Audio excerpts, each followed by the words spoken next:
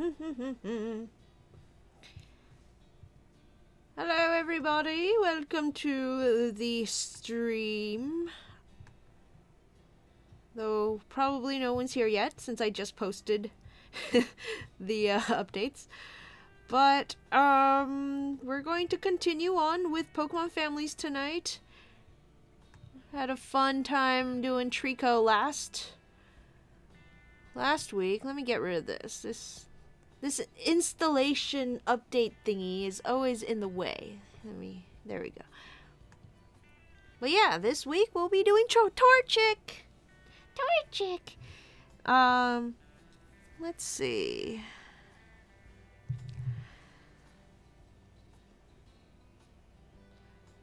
Didn't you eat anything with the Alright. So I'll be texting a little maybe during the stream. I wanna make sure my friend is doing okay.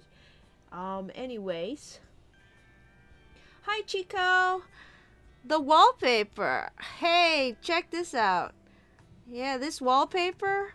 So this was from a site. It's like a Japanese company that sells these nice business casual, I guess, shirts for the Japanese workmen, and they're all Pokemon themed, decorated, sort of, but like in a tasteful way, like this. Like this is one of the designs that I really liked. Alright, well let's see what Bulbapedia has to say about Torchic. Torchic is a small chick Pokemon with stubby, downy yellow wings. Its body is covered with orange feathers. There is an orange and yellow crest on its head that resembles a flame. Its two thin legs and short beak are of a light brownish yellow, and the feet have 3 toes on front and 1 in the back. A male Torchic will have a small black speck on its rear that is not present in females. I am pretty sure that's like its butthole, and it's the funniest gender difference that I can think of in except maybe female Wobbuffet.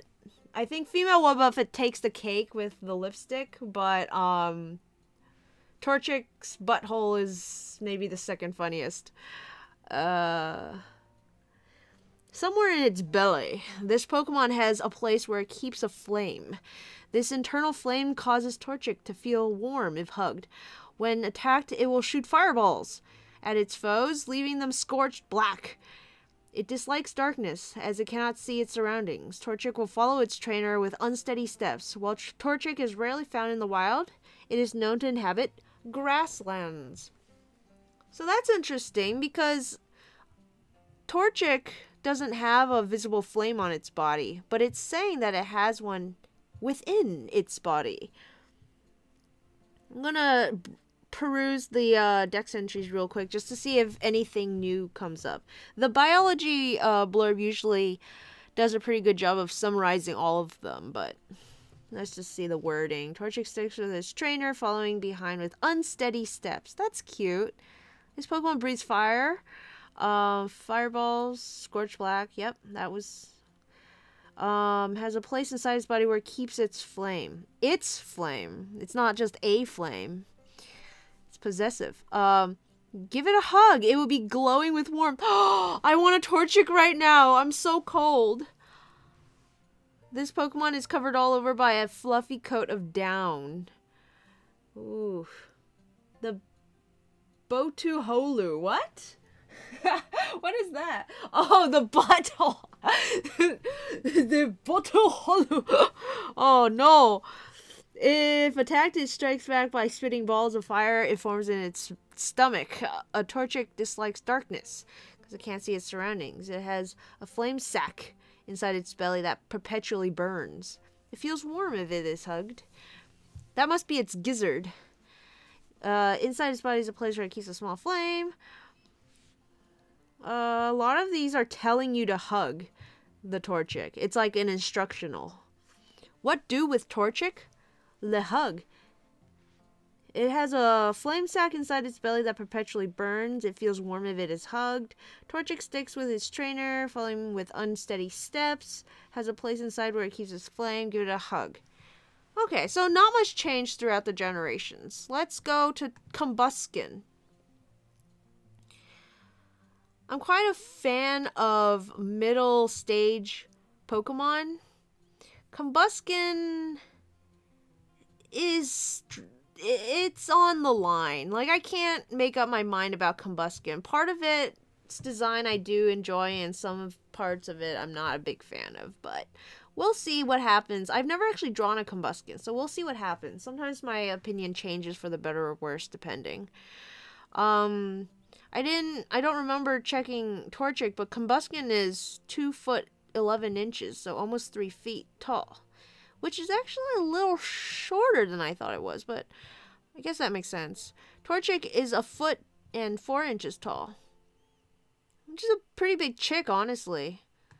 I wouldn't have been surprised if Torchic was like hand size, like fit in your pocket size bird, but I guess it's a pretty...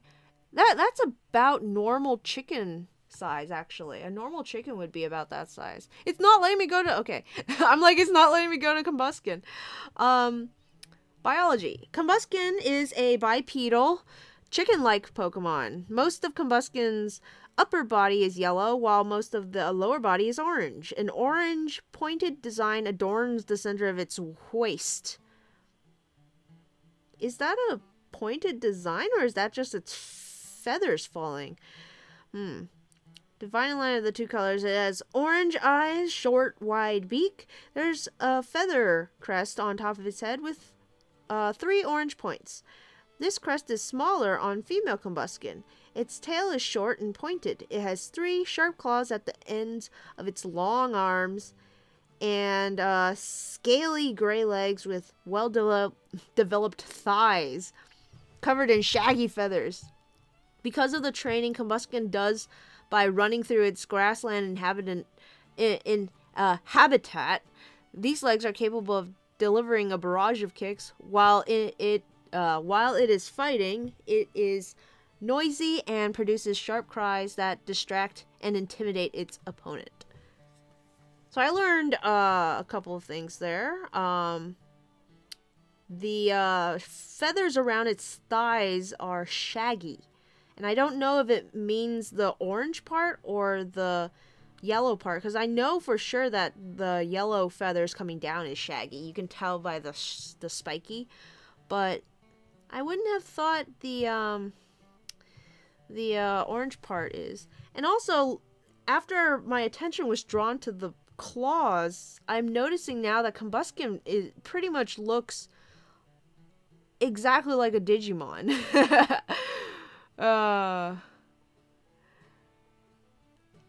Okay, well, let's take a look at its dex entries.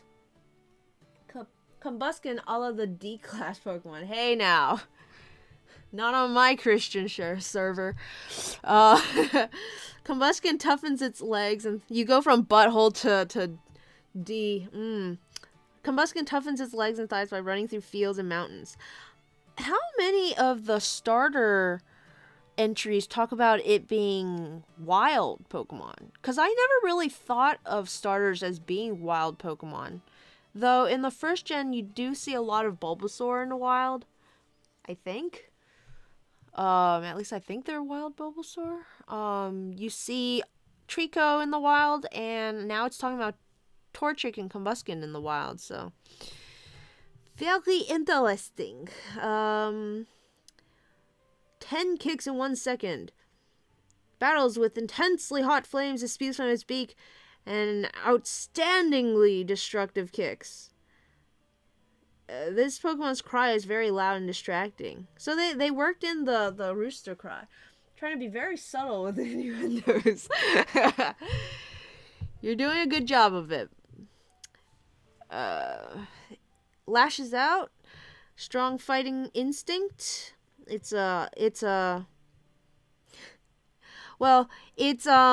shape is very fitting, as it is a battle cock. Cock-a-doodle-doo. Boosts its concentration by emitting harsh cries. Its kicks have outstanding destructive power. Give me a sec.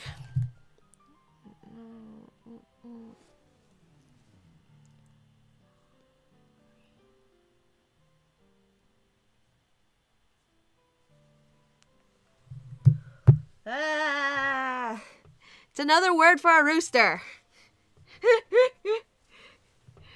Cock-a-doodle die.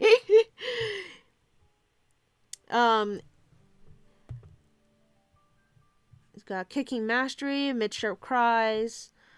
Kicking mastery, emit sharp cries during battle. Hot flame in its body, so it's still got that hot flame. Its kicks have outstanding destructive power. Combustion toughens its legs by running through fields and mountains. Possesses both speed and power, and able to dole out 10 kicks in 1 second. Doesn't one other Pokemon dole out like 1,000,000 punches in a second? 10 kicks seems like it's a little low for Pokemon standards. Yeah, okay. Not much there either. I need to keep these. Take a little screenshot of each.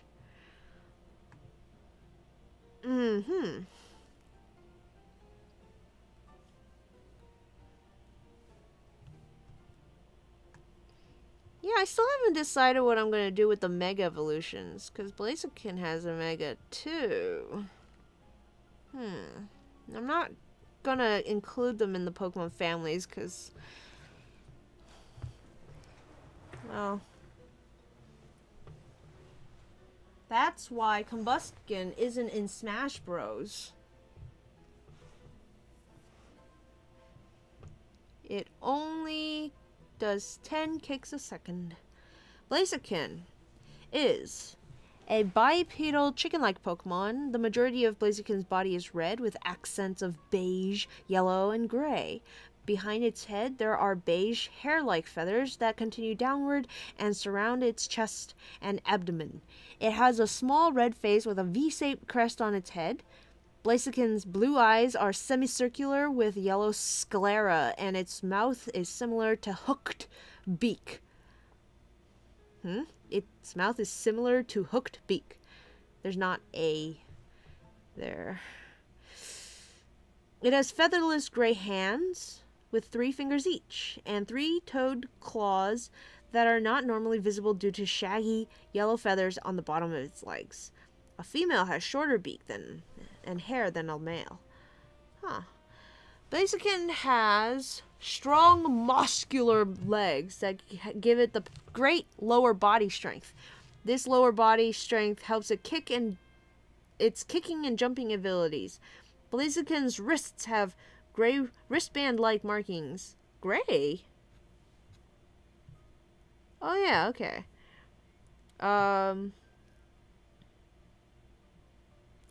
Capable of producing a tuft of fire above them. What? Wait. Can also make flames sprout from its ankles? This allowed it to cloak its feet or fists. It uses these abilities while practicing a form of martial art. These combined abilities allow it to use its former signature move, Blaze Kick. Its flames burn more intensely when it faces stronger opponents. Every several years, its old feathers burn off, and new supple feathers grow back in their place. What? So what? Wait. Every now and then, the Blaziken just like erupts into flame, and then it's just a naked chicken until its feathers grow back. That's hilarious. While Blaziken is rarely found in the wild, it is known to inhabit grasslands. As Mega Blaziken, okay, I'm not gonna do it. But let's see what happens to it. It loses its yellow markings and gains black markings on its now longer as well. Body temperature increases, power and speed continue to ramp up. Okay. I didn't know Blaziken, like normal Blaziken, could produce fire out of its wrists and ankles. Blaziken also has a claw on the back of its legs, which I don't see on the picture, so I frequently forget that. But you can see it in this picture here from Pokemon Adventures, and also this one. And in Pokken Tournament, he's got it too. In battle, Blaziken blows out intense flames from his wrist and attack the foe courageously. The stronger the foes, the more intensely this Pokemon's wrists burn. You got a note this time. Yay! Oh, man. You could say Blaziken is just a tall chick. Hi! What did you touch? I didn't know that. Is that a legit? So it turns out there was a little button that's like says it's like on the next page, and it says after the video it will archive it as what is it called, unlisted. And I looked at that and I'm like, wait a minute. So I went to the previous page and it let me choose if the stream is private or unlisted or public. And I had it on unlisted this whole time. So it wasn't being released publicly. That's just completely my fault. No wonder. But I'm glad y'all kept me on my toes with that, and that I was able to figure it out. So hooray for notifications. SMH. Let me guess.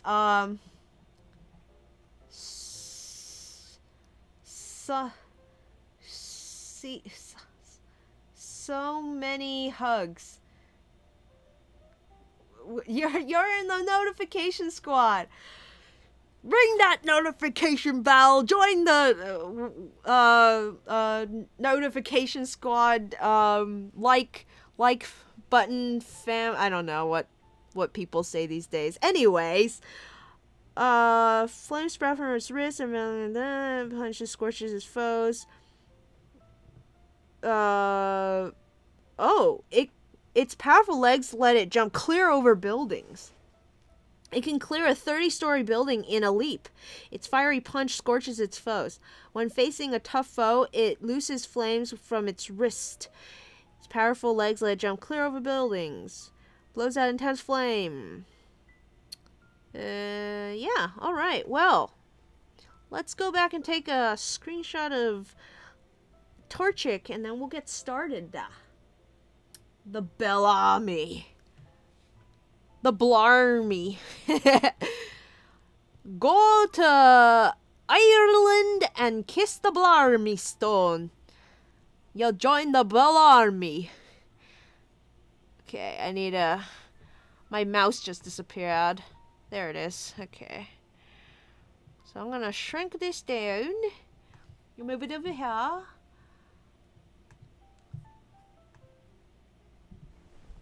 Okay. Now, I'm just taking a look at my, what's it called? The OBS software, and it looks like the chat is, like, super tiny, so I might have to fix that for next stream, too. But for now, what you gonna do? Let's turn on, Photoshop. Turn on. Let's open up Photoshop. I'm gonna start with showing you guys last week's finished family for anyone who hasn't seen it yet. I'm still currently posting on DeviantArt the watercolor drawings that I did for my family for Christmas. So once that's done, I'll be starting to post the Pokemon families. But until then, it will be posted to the Patreon as soon as I finish the streams, along with all the doodles. But y'all here in the stream get to see them before anyone else because they haven't been made yet. Let's go ahead and delete all of these. We'll make a new save file. Call it O2. You know, I was thinking ahead to which starter we were going to be doing today, and for some reason I got in my head that it would be Mudkip before Blaziken. So, needless to say, I was a tad disappointed. But Blaziken is the one that I always choose when I play Ruby. Both times. All 2 times that I've played Ruby. I've never been a fan of Blaziken, however, so it's always been choose Torchic, and then once it becomes Blaziken, box it and use a Ninetales instead. But yeah,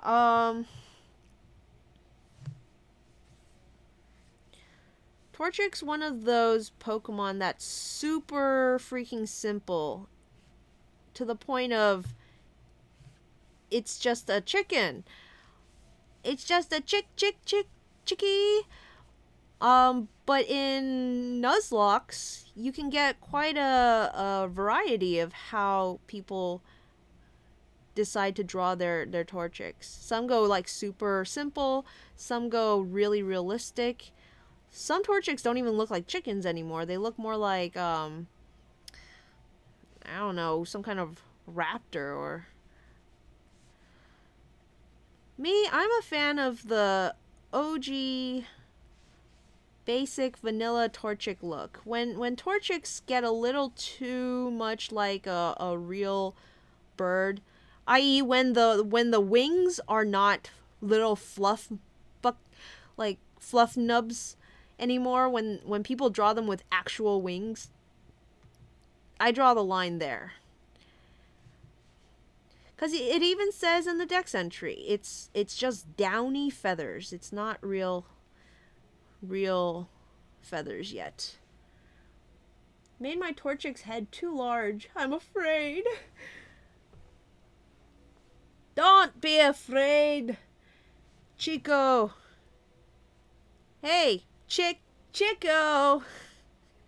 Torchico. No. Oh wait, they don't even have claws. Shoot, I'm already making stuff up. So Torchic has little chicken nuggets on its feet. Not even any claws yet, this little baby.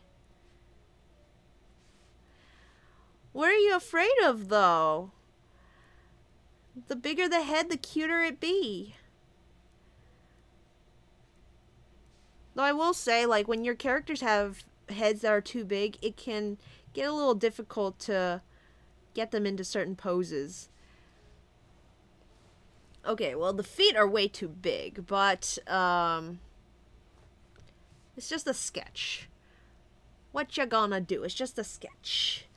Maybe I can, make the body a little bigger.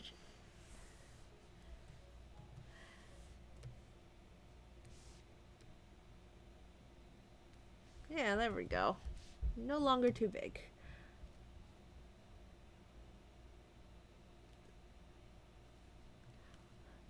I am not mocking you. I just thought it was a funny coincidence.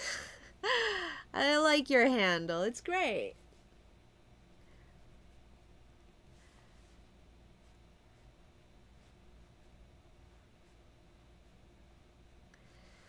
I am merely making phonic humor.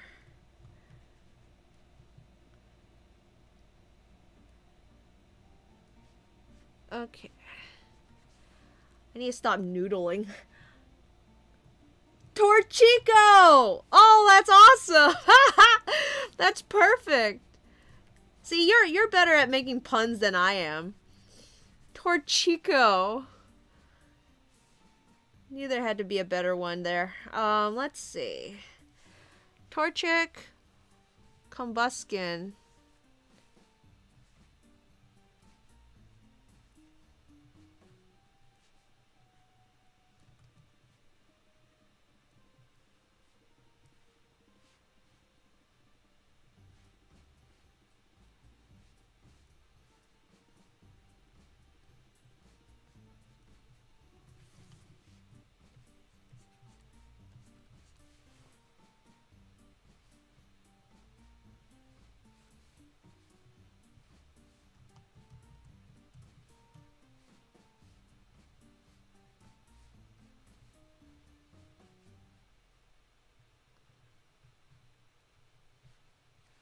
Have you ever seen Chicken Run?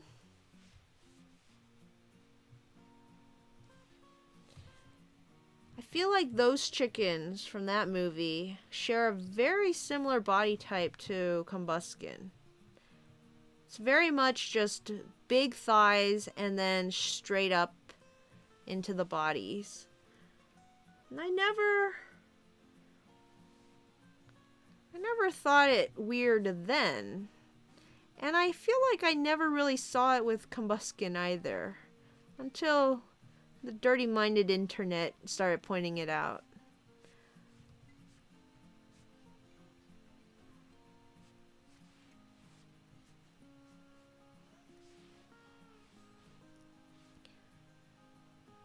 But that's kind of just basically what it is. I mean, how can you not? How can you not?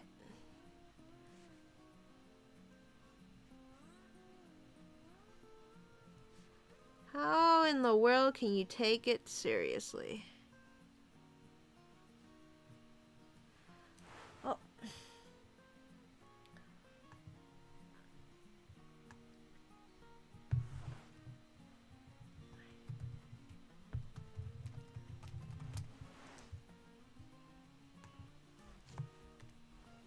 All right.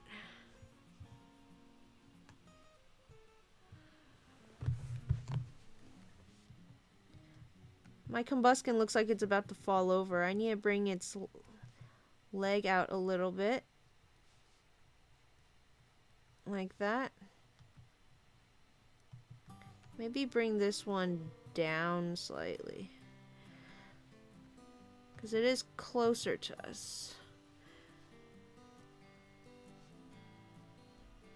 And so I was told by a very knowledgeable bird master that with bird feet you should start with the claws first. So I'm gonna try that today. I don't know if it's gonna work. I feel like the issue that I have with drawing bird feet isn't gonna be solved with that method, but it's worth a shot.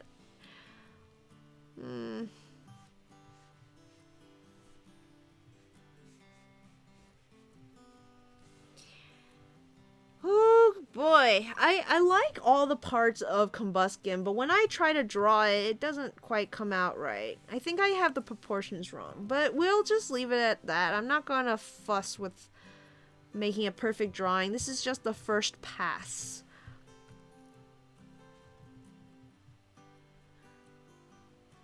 Chico says he sees a ninja. Ooh, ninja chicken. Chicken ninja.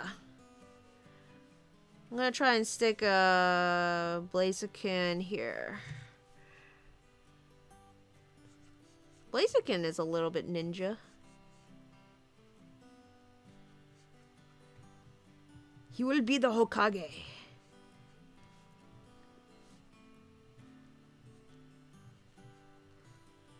So I found myself reading Pokedex entries for Trubbish the other day, and I noticed something interesting about the entries. So if you have ever taken some time to read through Pokedex entries generation through generation, even though like a lot of them are very similar, there are like differences in the wording that I don't know what to make of it, but it's like it's pretty interesting. So with Trubbish, the first few entries talked about how it's really stinky and that if it burps in your face, it could like put you to sleep for a week, which is kind of terrifying, but in a sort of, man, if that was like real, that would be pretty scary. But in the context of a game, it's kind of funny. It's like, haha, you're gonna fall asleep for a week. Give me a sec. I'm streaming now, but I'll be with you. Okay. My friend's sick, so he's like, "Are you gonna stream?" Anyway. Where was I? Oh, yeah. And then later, I think in either X and Y or Sun and Moon, they just like lose all pretense of being a fun, child-friendly sort of thing. It's like, no, if this guy burps on you, you're going to the hospital. Like, one of the entries literally said, we'll hospitalize you for like a week. And then one of the other entries literally says, can be fatal to children. And it's like, do you know who it is we are sending into the streets of Unova to become Pokemon trainers? Children!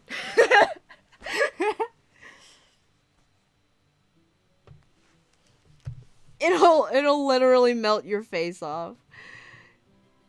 But yeah, it isn't even just the terrifying notion that it will put you to death just by breathing on you, but I just thought it was funny how it changes from generation to generation. Like, they tried to be coy about it, and then people started dying, so they just like straight up said, no, this will kill you.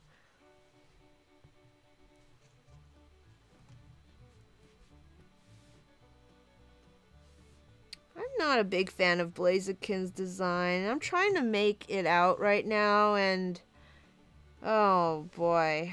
I'm not sure what's what. Okay, so he has shoulders.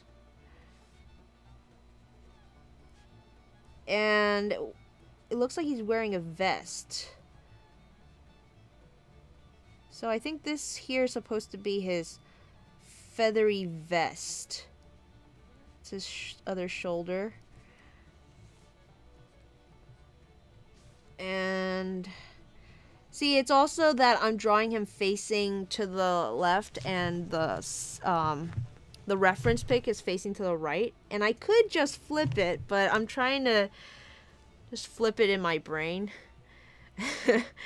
And it kind of makes it confusing.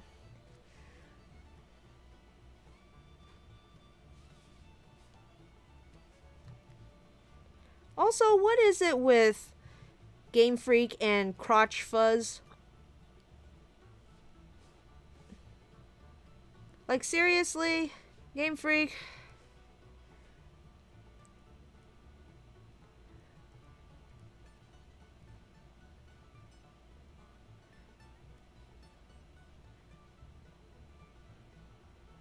As in, Unova, you got big ol' Reshiram with his mega crotch fuzz. You also got Beartic with a decent sized crotch fuzz. Man. Nintendo and their crotch fuzz. Let's put ours in. I feel like there's another Pokemon that has it too. They put it on everyone.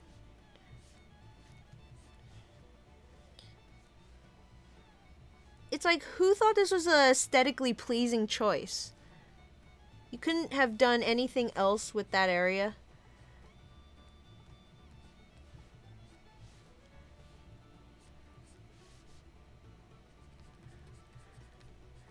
Instead, now I have to be the one who draws it.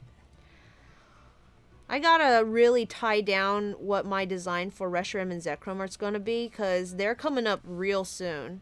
If not, like, if not the next episode, then definitely the one after. At least Zekrom is. Reshiram won't show up in a long time. You'll know when if you've played the games. If not, then it'll be a surprise.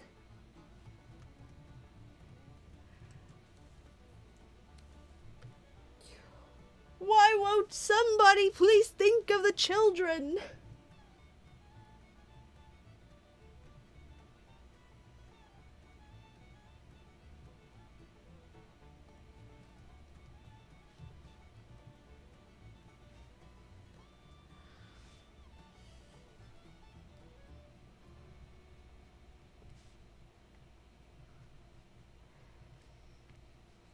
So of the fire type starters,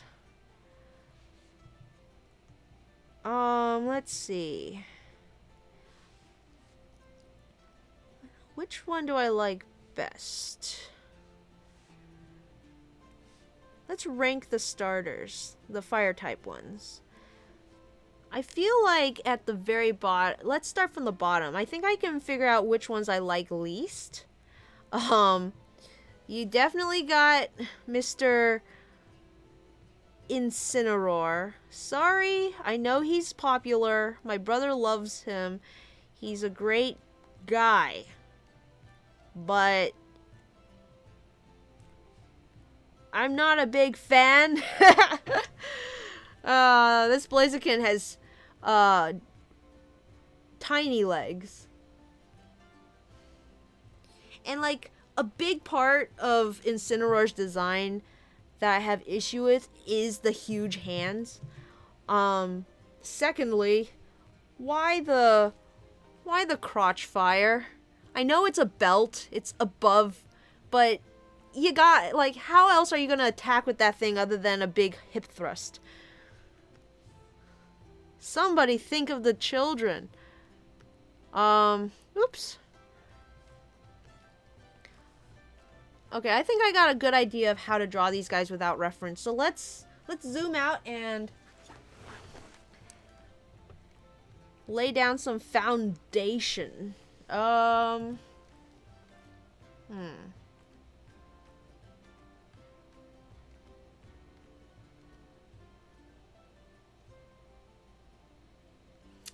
What about...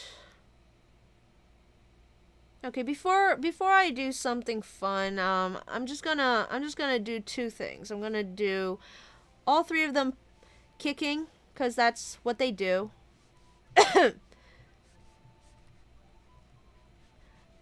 Let's just do some vanilla poses before we try anything original. Alright. With Blaziken, I think the biggest challenge is going to be to keep its proportions. Because I'm gonna be tempted to make its legs either way too long or way too short.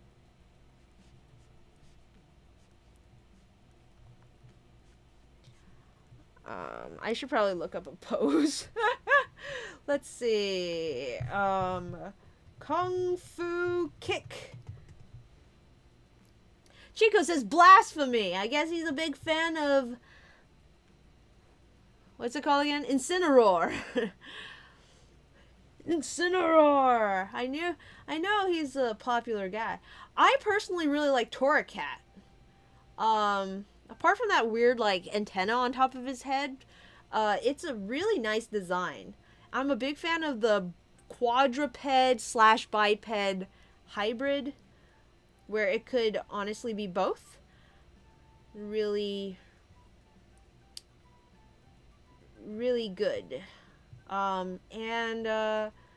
Litten. Is that its name? Litten? The Lit Kitten? Pretty cool as well.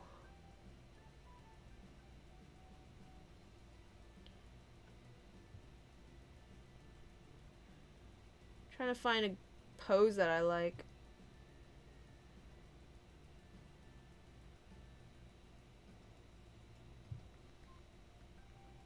Nice, powerful kick, please.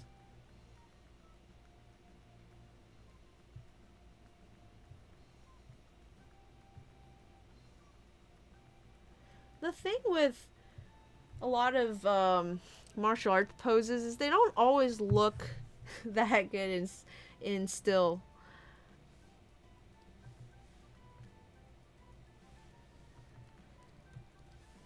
Let's start over with this. I can erase it, but it would take too long.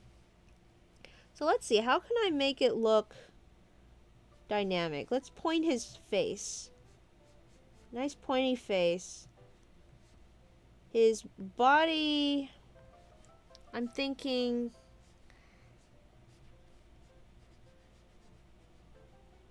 something like that, and then...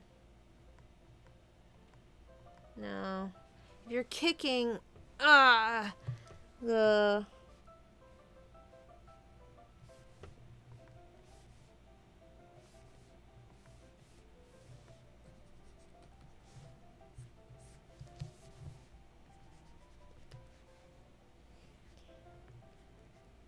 one nice thing about Blaziken's design is the feathers around its feet.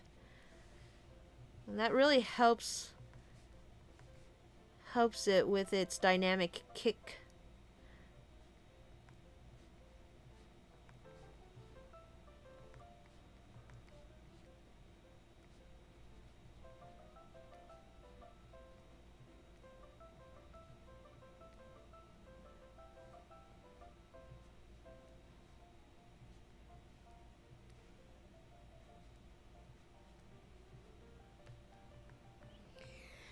Right, I'm not sure how long its neck is. Let me see. Not much neck.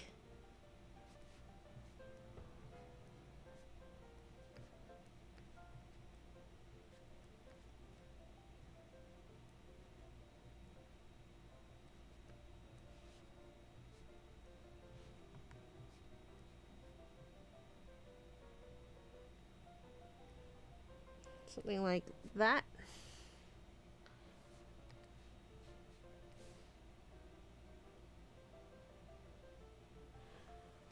I don't know about it, but let's see if I can.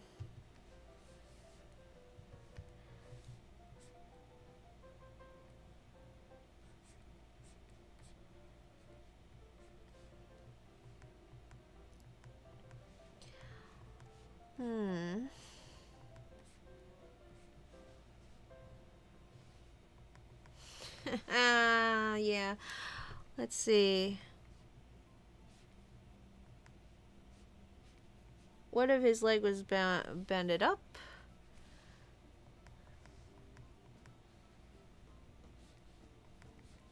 Straight down?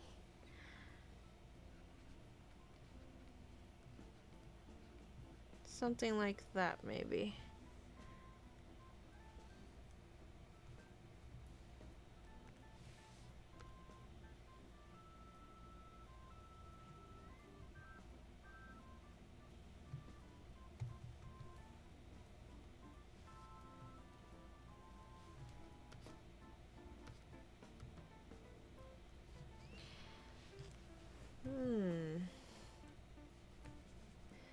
Let's do a pose first before I put details on. Let's copy this guy in this Google image. Let's just do a couple of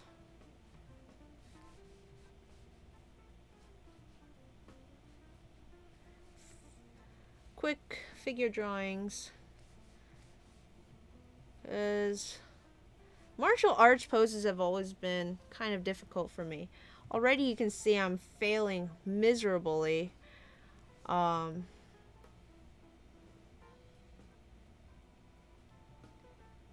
that should be way lower, like that.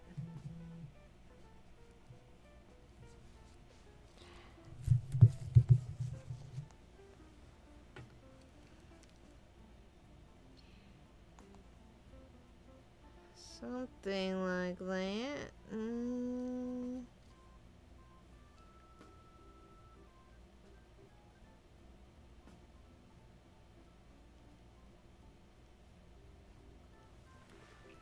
Oh, so I just got a message saying the Artist Alley thing.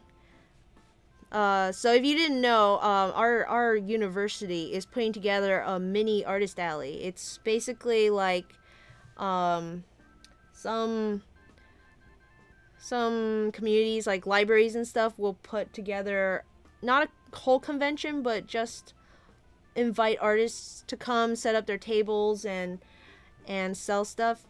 Our university was doing it for the first time this year, and I was like, oh man, it's been forever since I've done an Artist Alley, because usually they're kind of expensive. You have to travel to get to them. They're, you know, they're a big deal. You wanna prep for them long term, and half the time I don't even remember that they're happening until it's right upon me. Like, oops. Like, I think Katsucon's coming up soon, and yeah, I just completely let that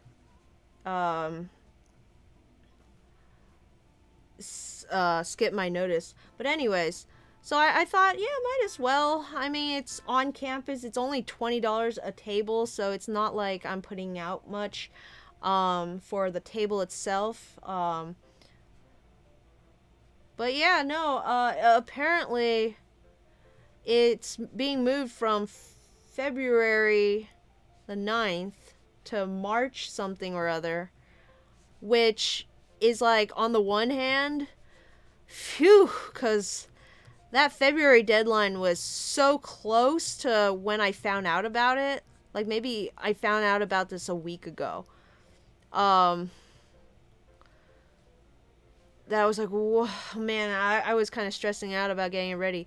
But on the other hand, especially you guys who have seen all the Pokemon families, you'll know that I have a lot of them. I put together a calendar for the 2019 year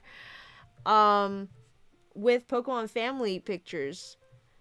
And I might not be able to do that now, since come March, it's going to be a month into the calendar.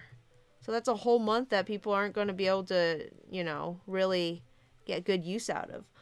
Unless I move it. Because I already moved January down to past December. So my calendar started on February. Started with February, went to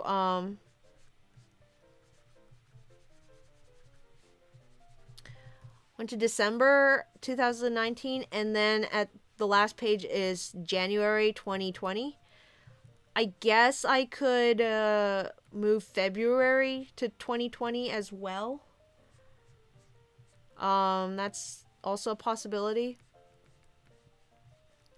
But, you know, it seems a little much. Like, I know calendars that have January. I've seen that at the very end. Usually it's in addition to also having a January in the front, but I just decided to not do that. But to have both, I don't know about that. Oh, hello, Tails. Yes, you did miss the blasphemy. I was dissing Incineroar, which some people apparently like. So hello, if someone is thinking of the children, they wouldn't be sending out 10-year-olds.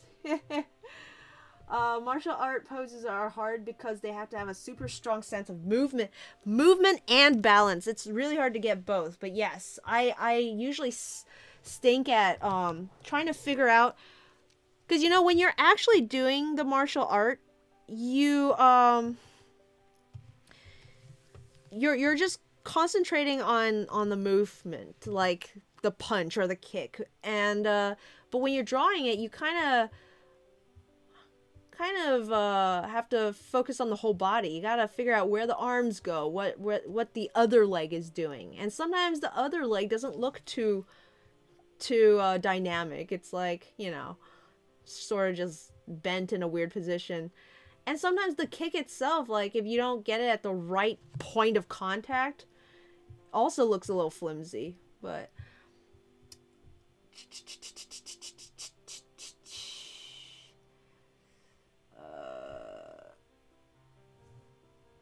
one day I want to try to get into my local con's artist alley. You totally should. It's a lot of fun. Artist alley is a lot of fun. It's a great place to see a lot of art, to also chat with people. Even if they don't buy anything. And I've always been afraid of approaching tables because I'm afraid they're gonna try to sell me something, and like, I just want to browse. Maybe I'll buy if I see something I want, but I'll be the one to decide if I want to buy something, you know? Like, let me make that decision. Don't ask me if if I want something, because I'm gonna feel bad. Especially if I like talk to you and then go to the table next to you and buy something. but just like normal chat conversation, like how do you like the con so far? What are you dressed as? What's your favorite Pokemon? That kind of stuff is a lot of fun. And also, like, if they just look at my stuff, I get a big kick out of that too. Since everything is online now, you don't really see people's immediate reaction to your stuff. I remember back in the day, you know, when the only audience we had were like middle school friends, and you would like come to school with a notebook and they'd be like, oh, let me see, and you'd be like, no, don't look at my stuff, and then they'll like grab it from you and like, oh, it's so good. It's like, oh no, it's not good. Like back when I would always be putting myself down, because you know, you kind of train yourself to know that if you say, oh, it's not good, then people will counter with, yes, it is. But yeah, it's also nice to just have people look through and like react. I could just move the months. Yeah. Hi, Jamiet Estas. Jamiet, yeah. Hi. Welcome to the stream. People like Incineroar. It's in Super Smash Brothers, so I do enjoy it in Smash Brothers, and it's mostly because of its poses. I'm a big fan of how it really, they really had it sort of play into the wrestler heel type of character that it's supposed to be, in that it like poses every time it taunts, and poses every time it lands a hit. It like has these great sort of faces. I don't know. It's good in Smash Brothers, and it's good in the anime. I will say I've seen pictures of it in the anime, and I didn't dislike it. It's a very jolly looking, fun guy. But when I first saw it, man, I was not a fan of that crotch belt and those big hands and those tiny wrists. It's not the big hands or the big arms. It's the tiny wrist in between that bothers me. I can deal with big hands, you know, like give me Sonic the Hedgehog has big hands. I can deal with that. But it works because it goes into that thin wrist and thin arm. If you have the thin wrist but then the huge beefy arm as well, it doesn't work anymore. I'm sorry. Not my aesthetic.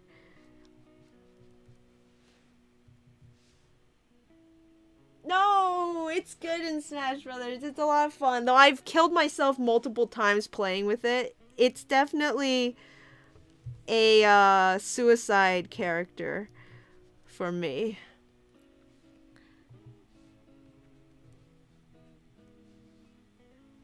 Let's see.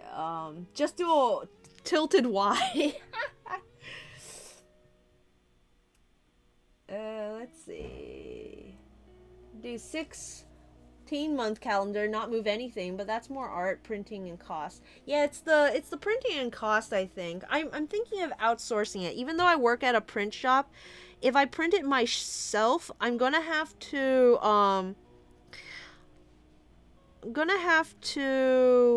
cut and fold and staple and mount, and not mount, but cut, fold, staple, all that good stuff.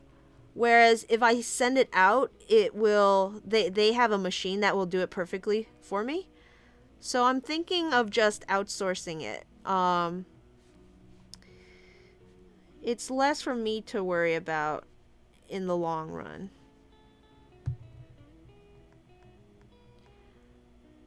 So I need to, let's see, tilt this higher. Tilt this more this way.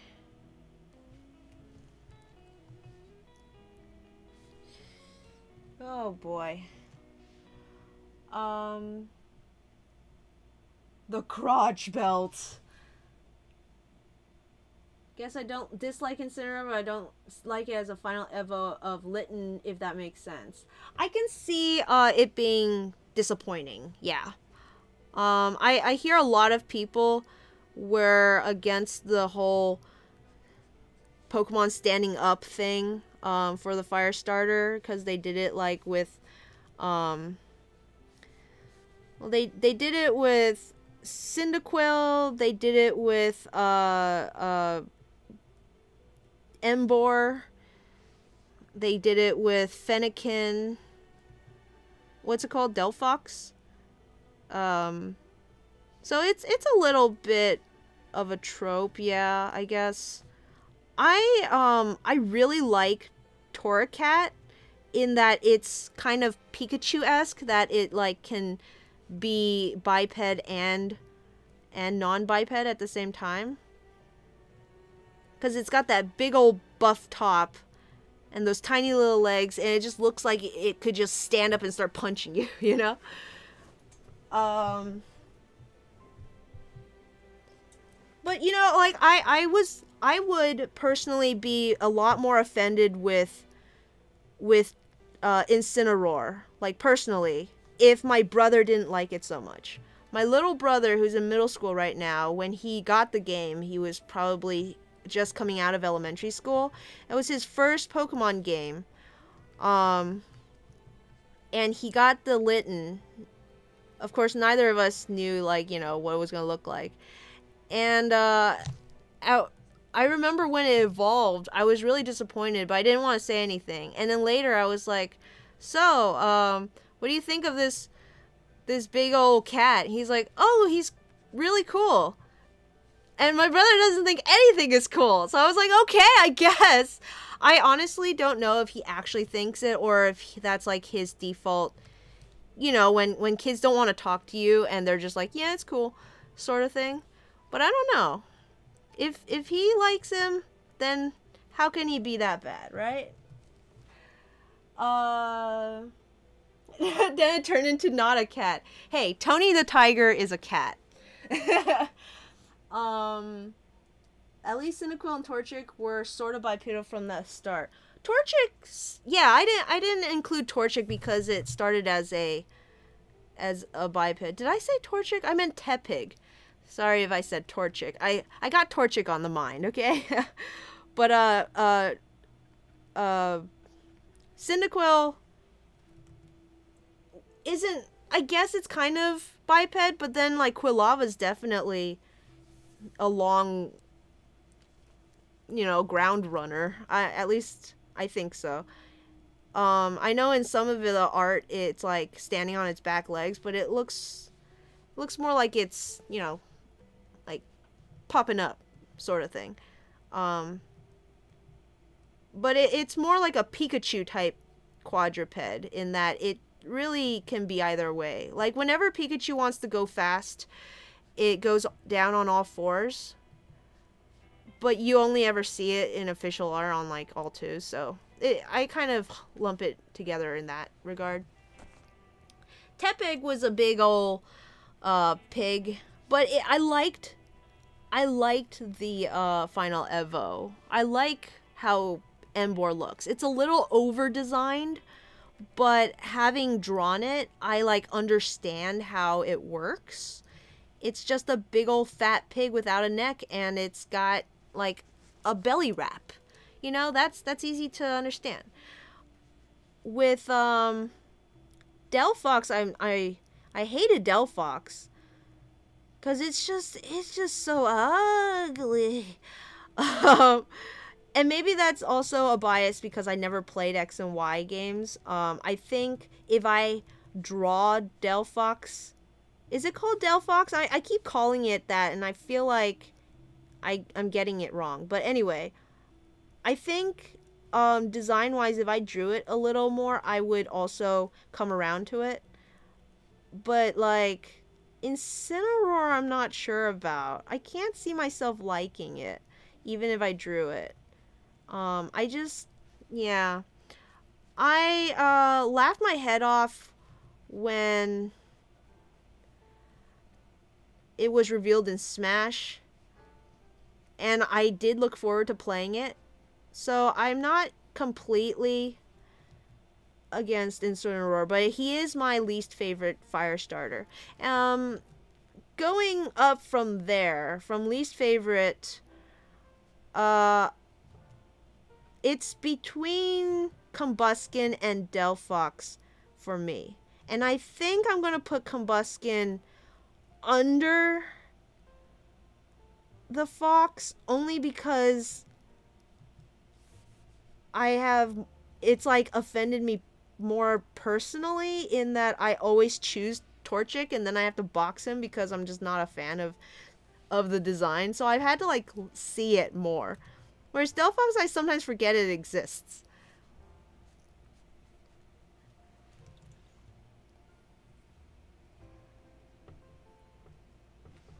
I think some people also weirded out by the Pokemon refresh. I mean, but is it any more unsettling than Pokemon refresh with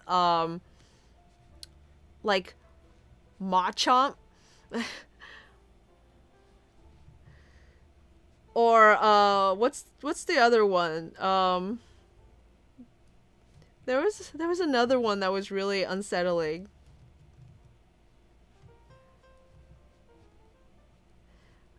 Anyway, there are some unsettling ones that also start you at like crotch area because they're 2 screens tall, so you can't get away from it. It's like, why do you do this? Think of the children.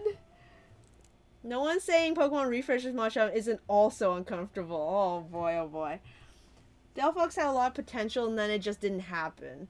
It was another one I really hoped would stay Fox-like. Yeah. Gardevoir. I never had to deal with Gardevoir. I don't use that one.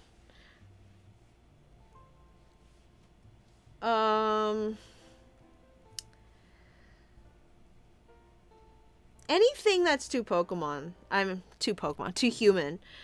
A lot of the fighting types are too human. And I'm not saying too human as in like they shouldn't be. I'm saying that's just like a design element that they all seem to share. And since it's consistent, I'm okay with it, you know? Like, it's like, oh, it's a fighting type? Well, that's the too human type. I think they even have like an egg group that's like human-like or something, which is kind of creepy, but yeah, so I'm also not a big fan of birds. So the fact that Blaziken is a big old bird, while Delphox is at least a mammal, kind of gives Delphox a little bit of a edge in that, on that front.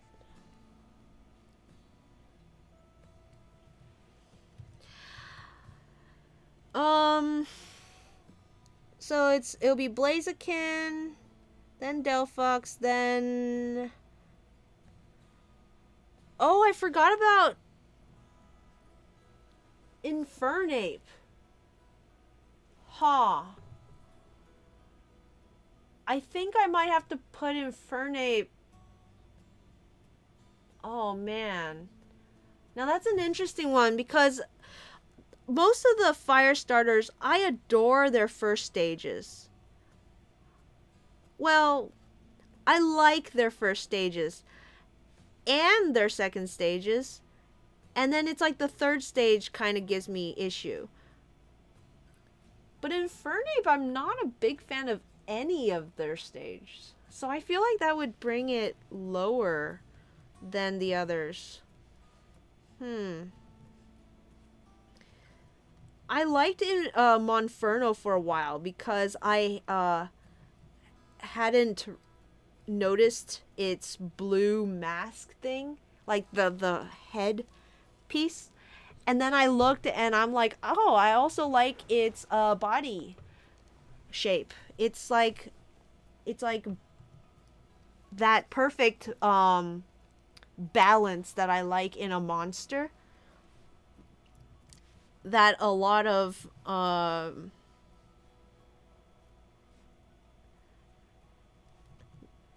second stages have. It's like that big head, thin small body, and lanky arms type aesthetic. So I was like, okay, yeah, I like Monferno. Monferno's a good boy. I'm gonna put you on my favorite fire type thing. I don't remember it was fire type. I think it might have been fighting type that I put it as for the December Pokedex.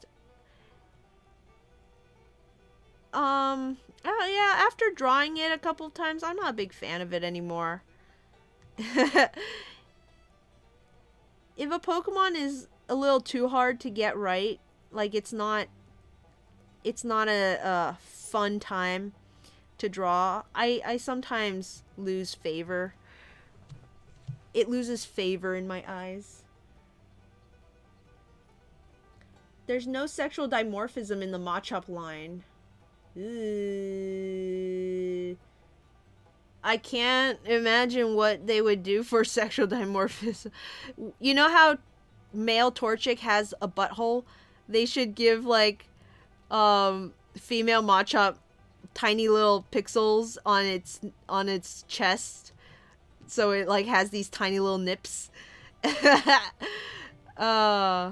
They would never get away with it, but yeah, I mean, like, what would they do? Like, make it wear a bra? It's kind of like a monkey. If I try to think of it as a monkey, maybe it's like, okay, there could be female Machamp.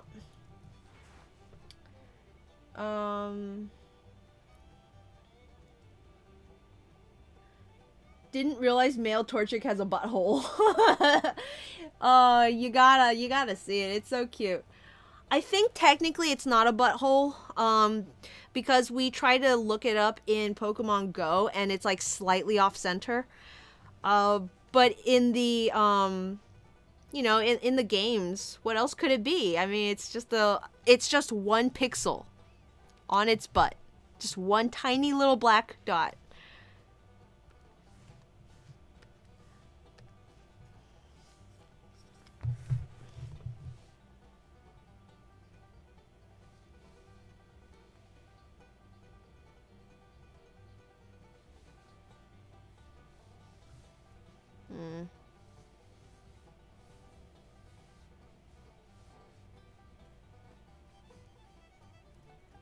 I want to do a huggy pose. Let's.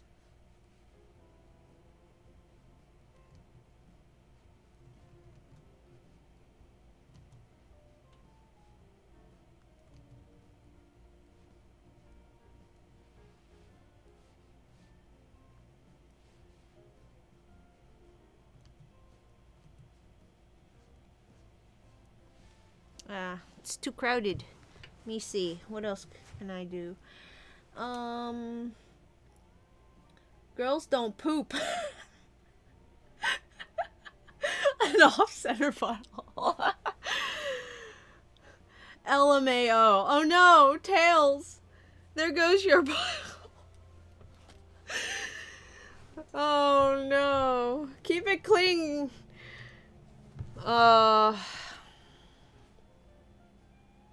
Am I missing any? Let's see. So what we have left is Charmander, I mean Charizard and Typhlosion and I think that's it. Charmander or Typhlosion, which was my favorite? I keep calling him Charmander. It's Charizard. Like Charizard for nostalgia, or Typhlosion because, like, Badger. And what am I supposed to do with these?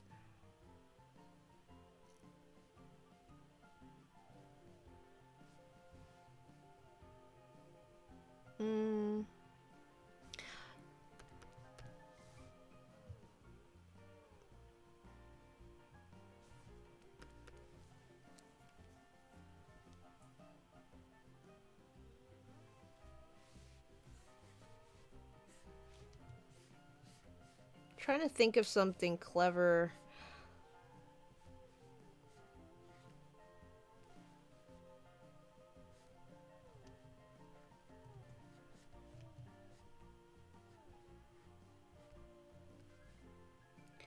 Nothing really comes to mind.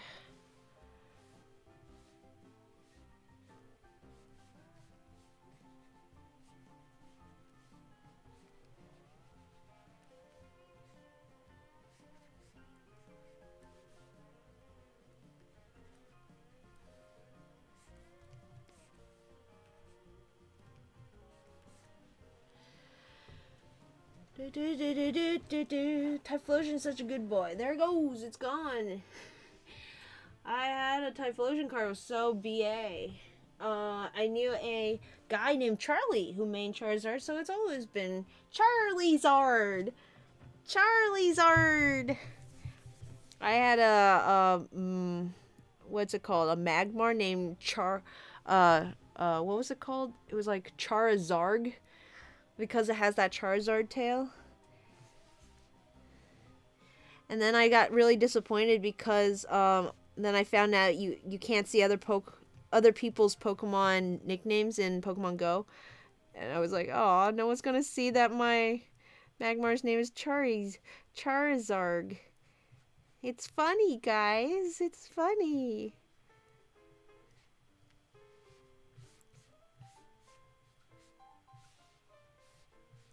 I kind of like this head shape, this neck thing going on. I want to play with that a little bit. What if it's like... but there's not much you can do with a side profile, can you? What if he's like kind of looking down?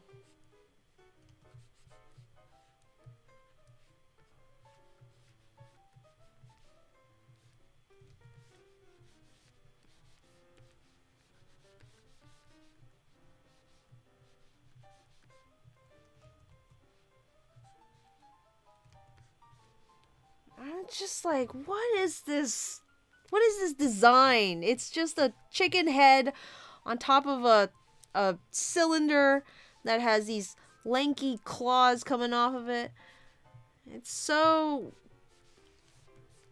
not good. Inuyasha pants, crotch feathers. Oh my goodness. Looks like Savali. Oh dear. I just made Savali. Looks grumpy.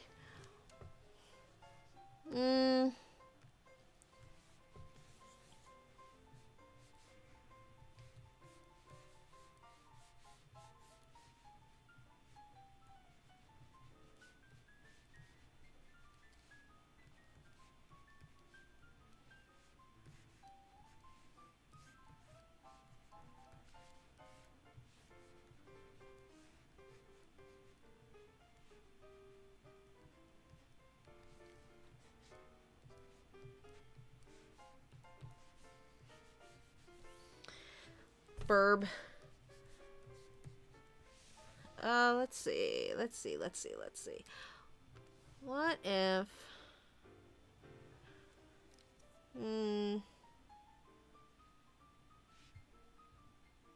Maybe they're fighting each other, like...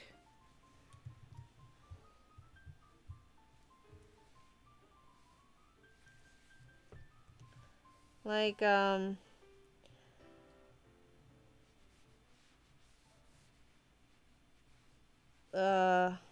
gosh. Give me a sec while I try to figure out what action poses are. Okay, so if he punches this way...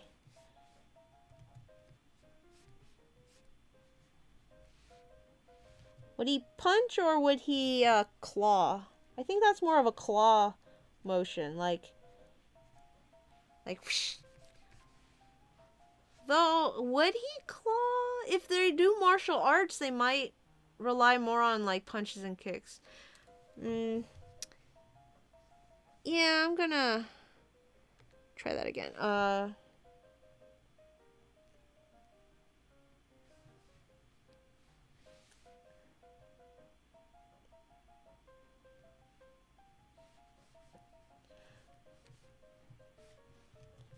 So like if I have maybe Blaziken throwing a punch this way.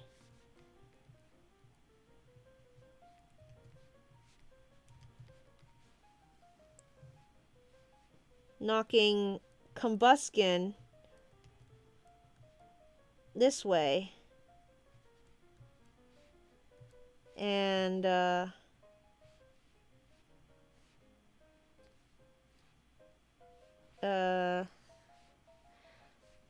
and then Torchic, like, over here kicking Blaziken in the face.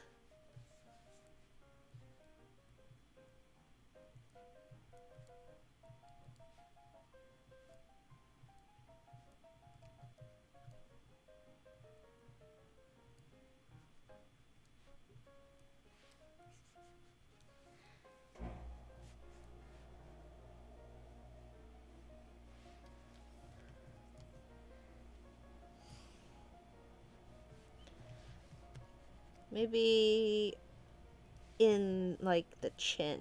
So he's like...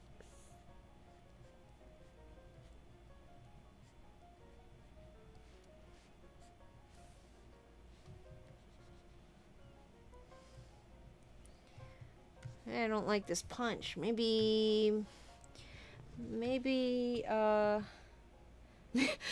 what if it's just, Torchic and Combuskin beating Blaziken up?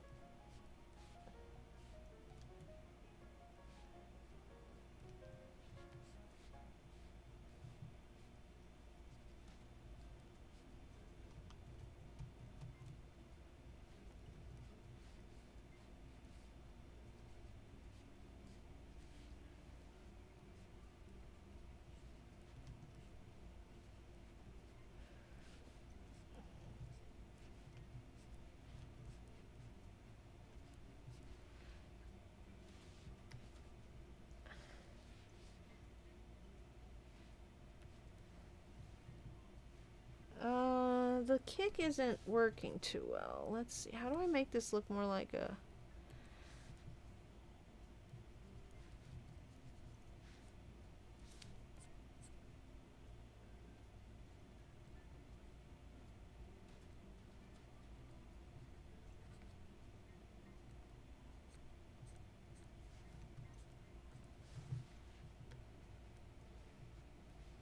The problem with Torchic is he can't really extend his foot too far for attacks because his body doesn't really... He doesn't have a body. So it's just his leg getting like really long.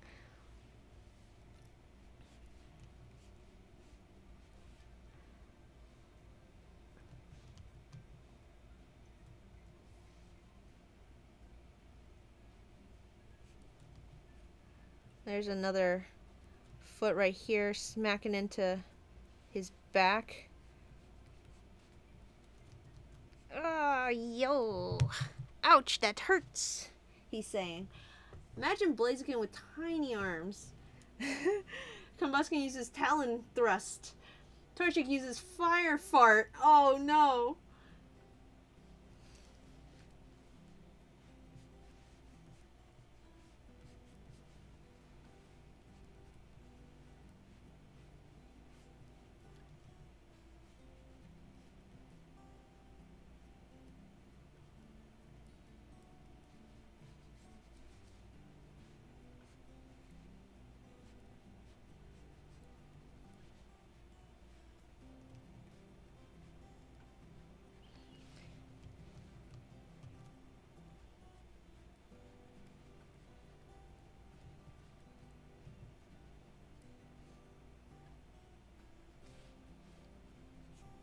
He's going, ouchie. Maybe his foot's up like this.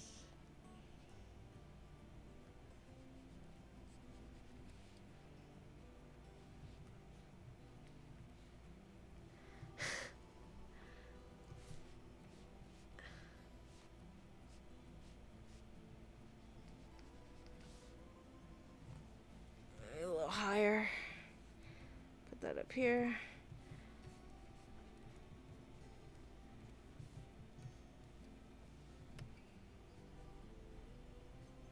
Move this sort of up a little. He's...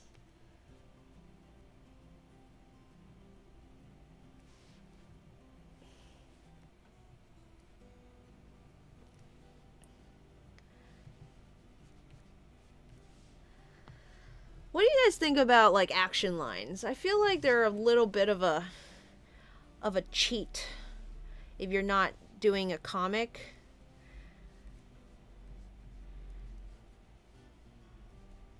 Sometimes comics do need them, I guess. But as for, like, illustrations, sometimes I find I'm putting them in when I should probably just use the illustration itself to imply movement.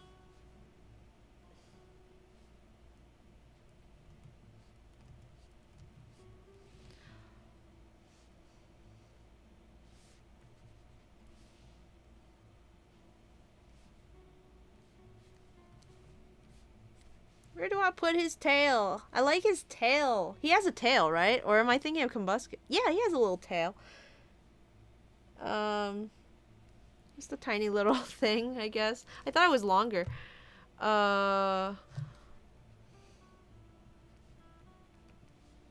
Maybe it's his hair thing I was thinking of. This is fun, but it's too vertical. I need to keep it a horizontal composition. They need to be consistent.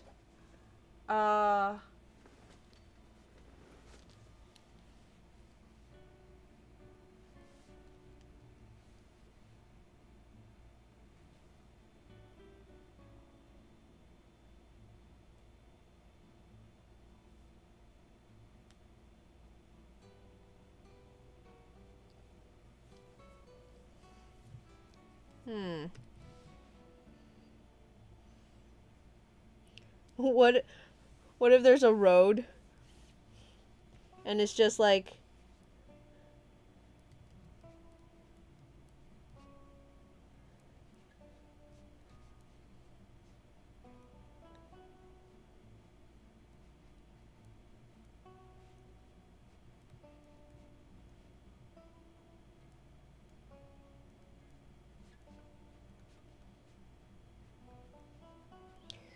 why did the Torchic line cross the road?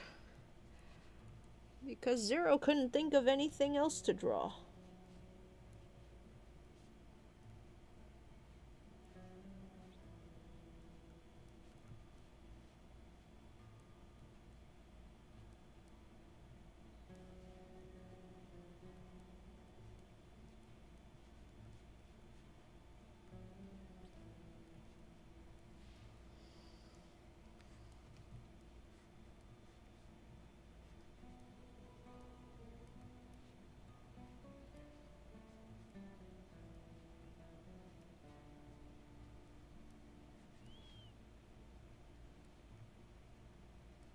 I knew this one was going to be hard. Ever since last week, I was like wondering, what am I going to do with Torchic?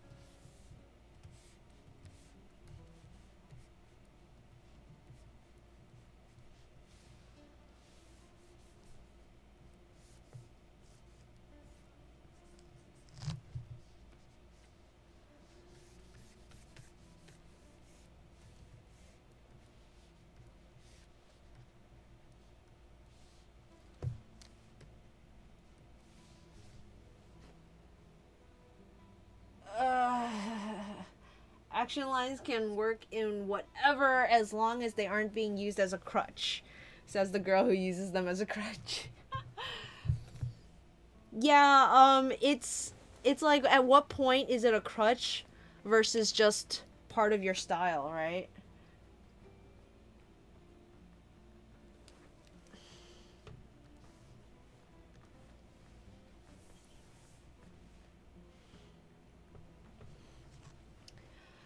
Because what if it's like, going back to what Chico said, Blaziken with tiny arms. What if it's like a Torchic size Blaziken?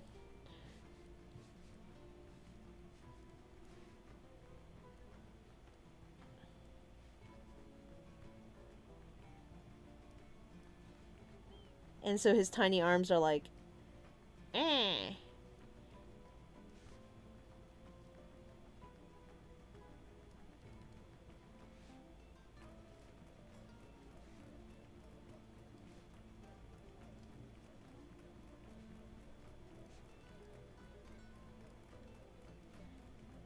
Blaziken with tiny arms.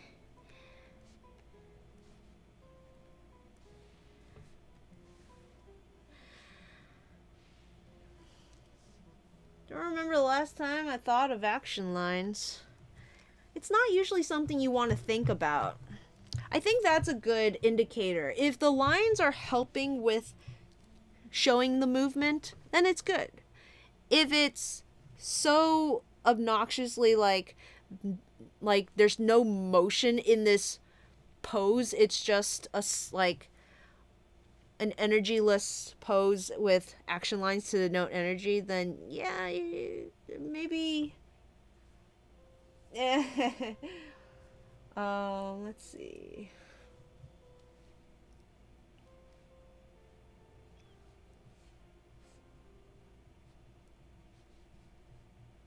Going back to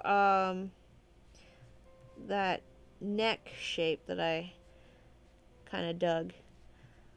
What if we had them participating in another aspect of martial arts, which is inner peace meditation?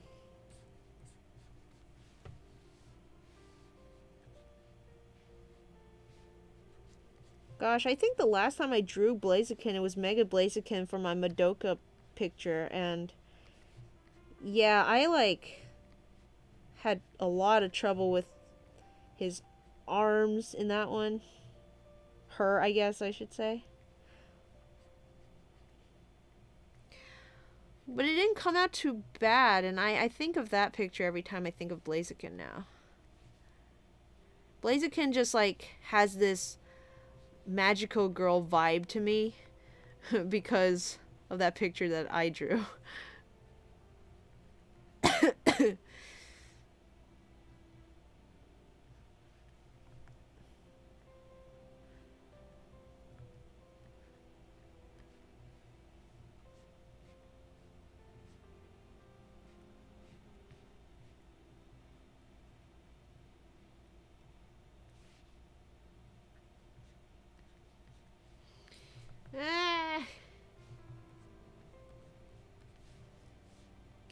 I hope everyone's had a good start of their new week. I always want to say had a good week, but no, I stream at the beginning of the week now. But I do wish your last week was a good one, and here's to Monday, am I right?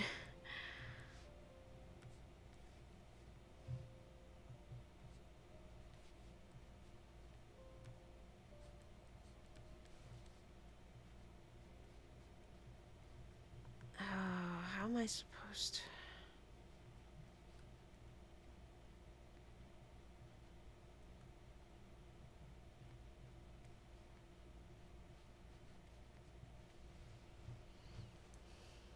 Well, I already know I don't like it, so I'm not going to bother doing the other two. Gardevoir's coming up. Gardevoir's coming up. Oh, no. Gardevoir's coming up. Oh no! Blaziken eating chicken nuggets, and the others are like, how could you?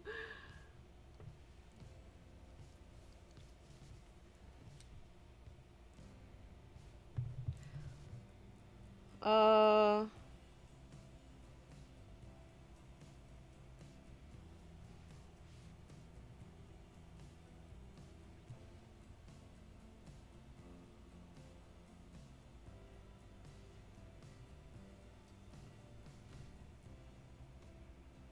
I don't...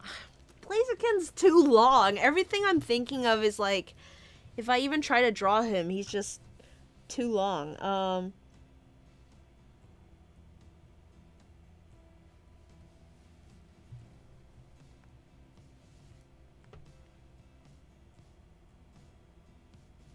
Hmm.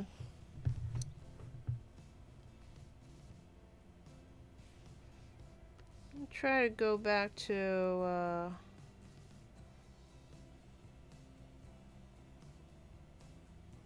let me see.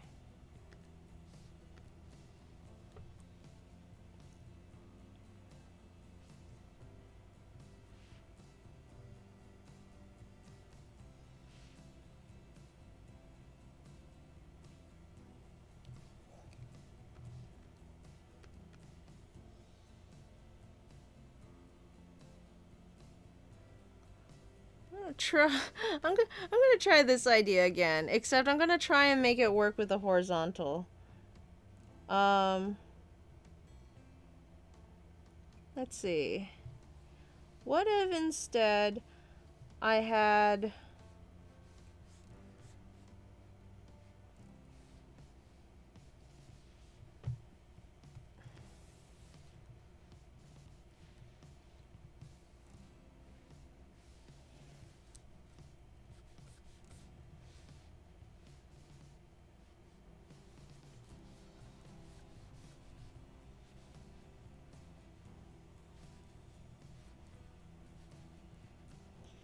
something like...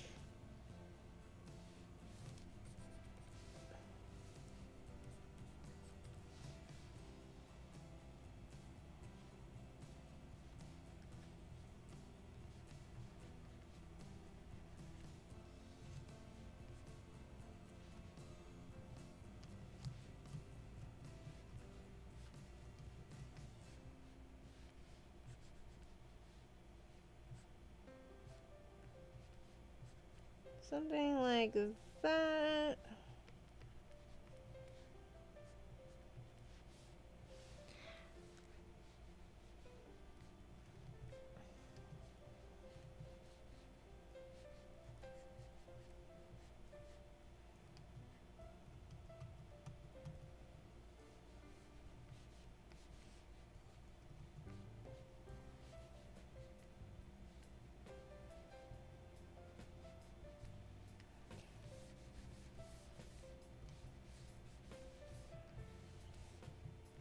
Hair.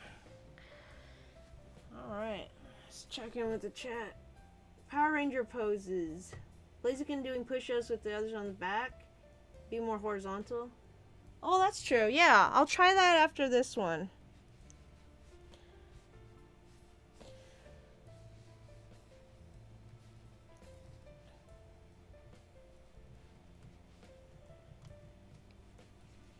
And then Torchic could be like...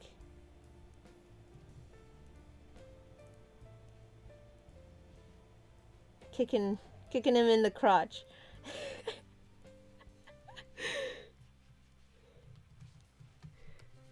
I need to make it look like he's kicking it and not grabbing it, though. That would be a terrible mistake.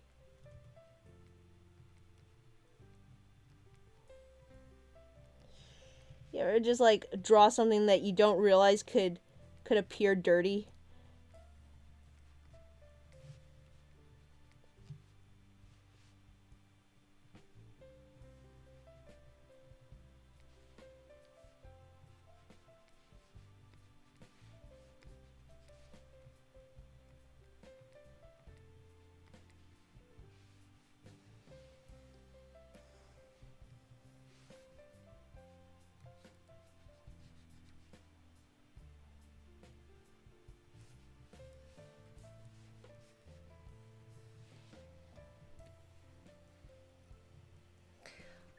That'd be a low move.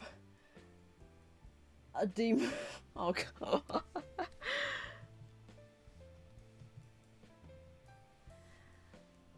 It's not. It's not easy when parts of your character sticks out too much and the other parts don't stick out enough. It's like the hair is always like, look at this. I don't even have room for the hair. I'm gonna shrink him down just to put his crest in there.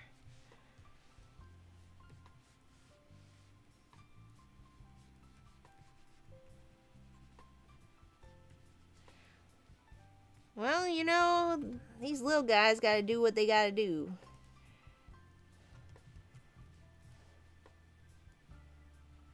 All's fair in love and war.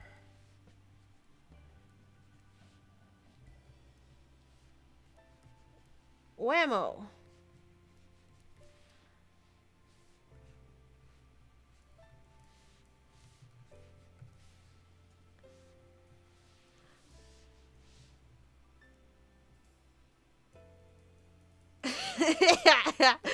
Oh no, let's move on from that. Thought this was a family picture. Oh.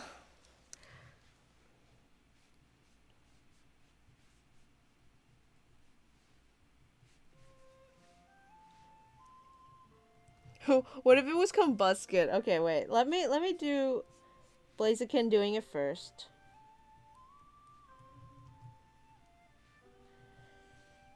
It's a family feud.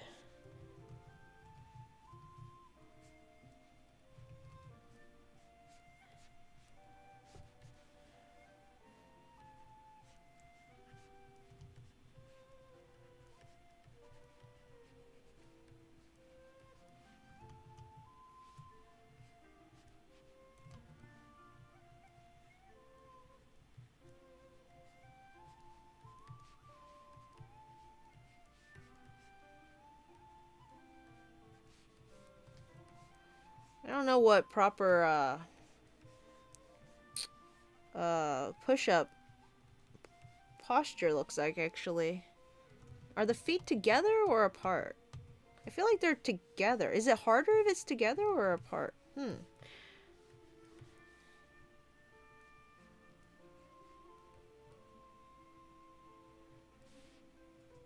That's not good. That's no good.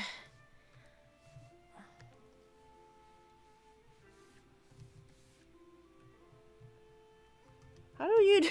Oh no. So, push up pose, starting from one side going up. If it's foreshadowing. Not foreshadowing. What's it called?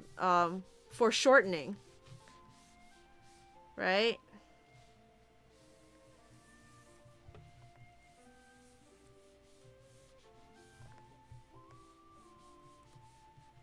So, waist here, shoulders here.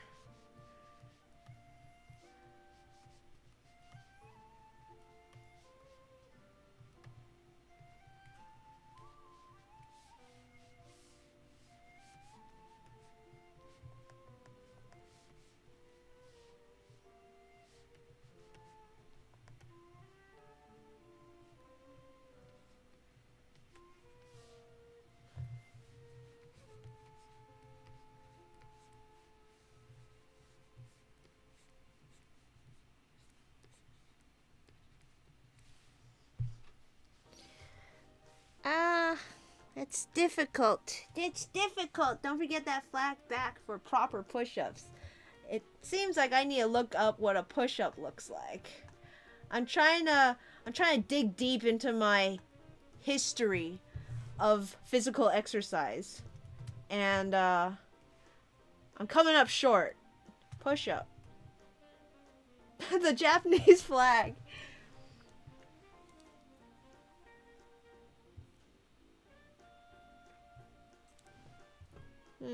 Yes. Oh, I see.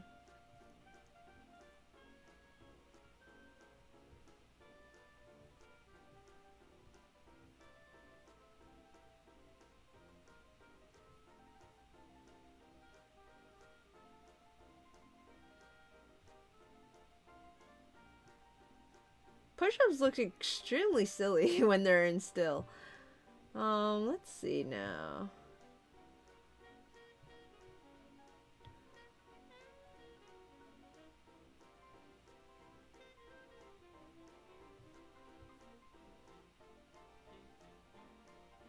I kind of wanna... Wait, let me look up yoga.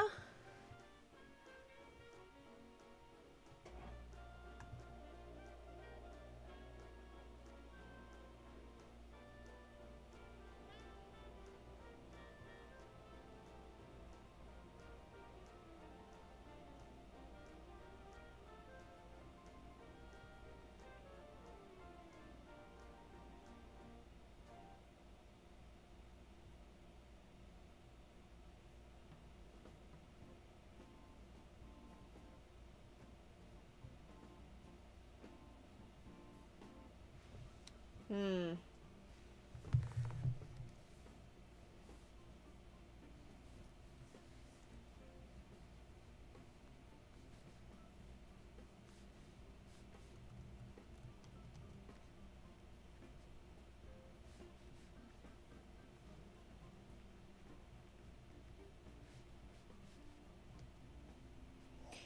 You know, I always wonder if Pokemon miss their missing digits when they evolve.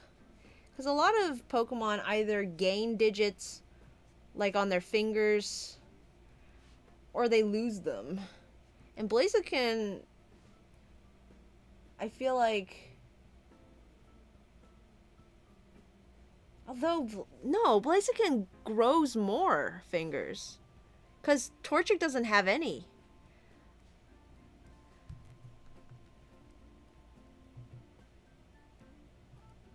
Unless, what if Torchic has tiny little claws?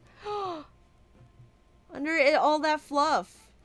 That's another reason why I'm not a big fan of seeing Torchic with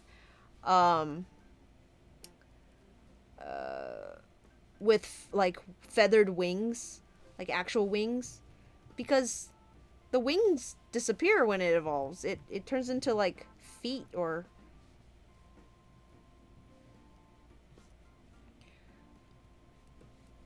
hands.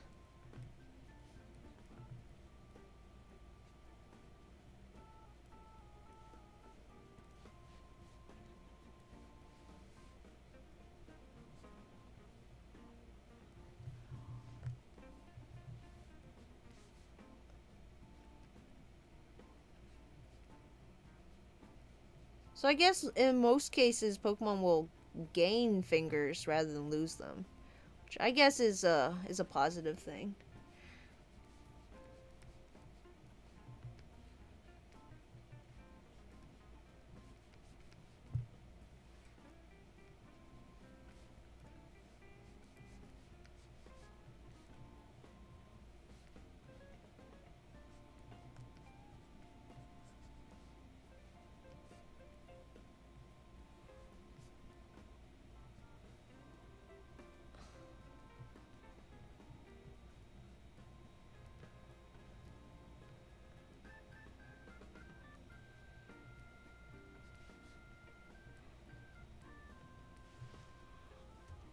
Oh man, having to relearn how to walk when you evolve.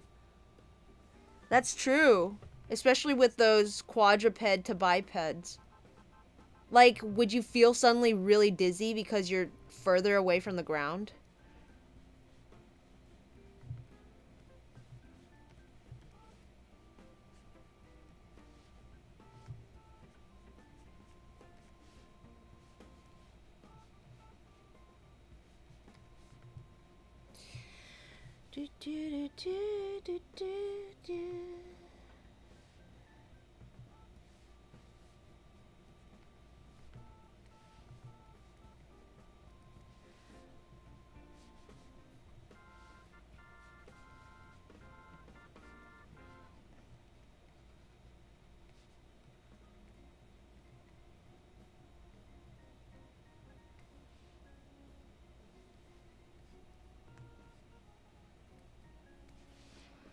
Alright.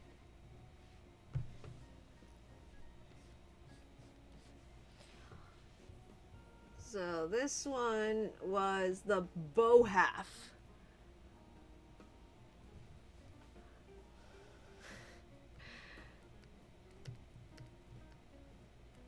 And I think once again I have made his legs too short.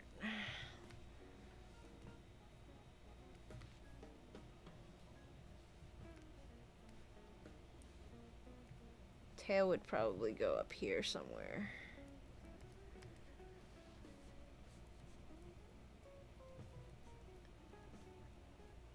As for the arm, let me give it some more dimension.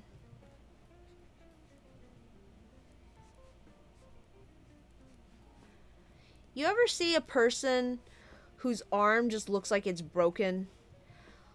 Like they're holding it perfectly normally. It's perfectly comfortable for them, but it just looks broken. And it's like, I'm never going to draw you, because no matter what I do, it's going to look like I've messed up.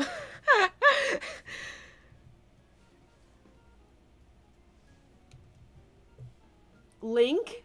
Does Link look like he's got broken limbs? There's a Pokemon. I've always wanted to see a Pokemon have to get used to its new form. There's a comic of a Satsu superior lamenting the loss of their arms. Oh, yes, please link that. Why can't they all do yoga? Yeah, let's have them all do yoga. What pose should the other one do? Let's see.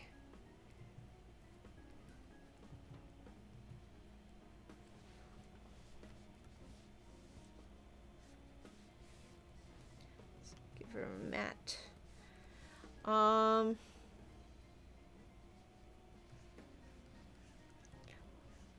Now Torchic doesn't have any arms, so what can I... Maybe this one on the bottom?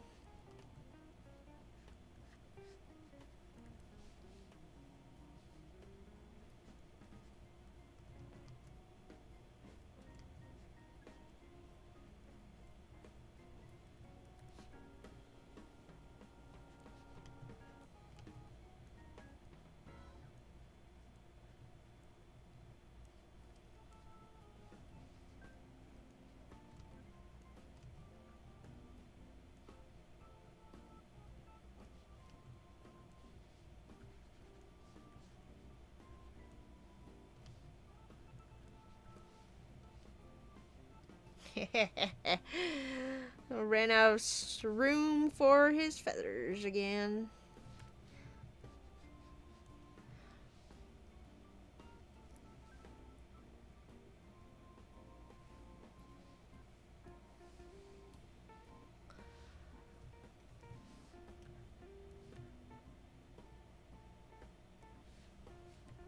Is there a standing one that Combuskin can do? Let's see. Like, there's 3 standing ones here, but they all look kind of boring. The standing ones aren't too... Oh! This one. The good old tree pose. I should probably have just looked up,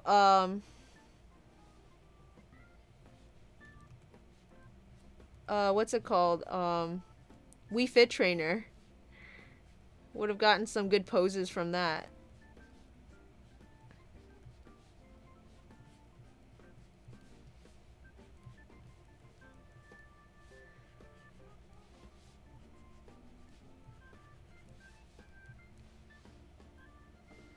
I don't know if Combuskin's arms would necessarily reach over its head. Let's try that again.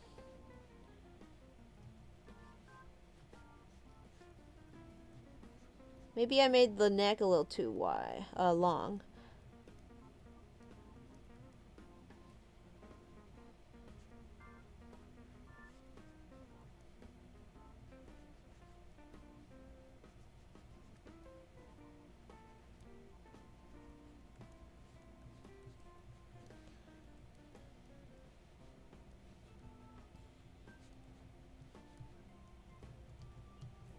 And then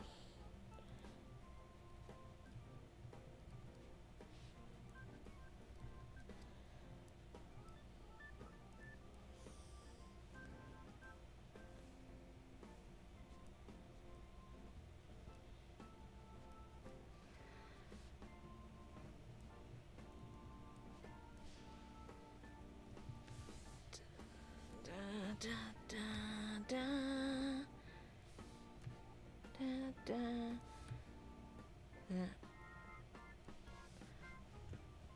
I need a flippity flop. There we go.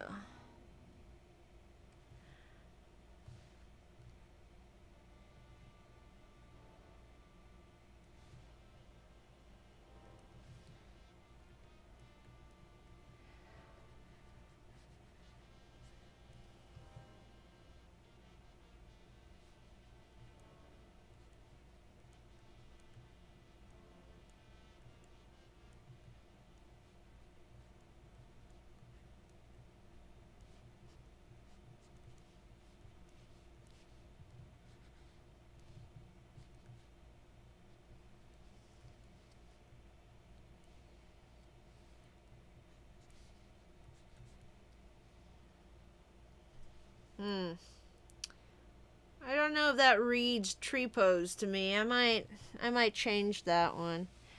Actually, I want to try again with this one too. I'm gonna change these two. I'm gonna just leave them there. What if put them in the middle so each one can have a half.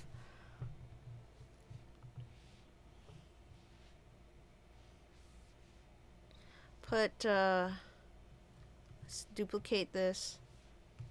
Put a little Torchic on one side. Anyone in the chat do yoga?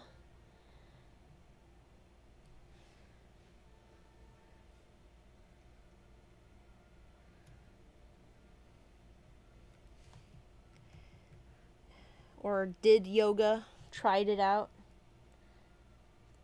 The closest I've ever gotten to yoga is when we got 1-2 switch, and that one game where you have to hold still. Yeah, that's as far as I got. Never really done it for real, for reals. One could say I've just never done it, period.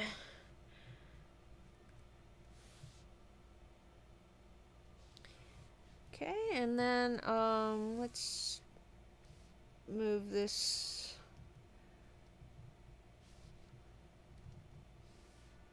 over.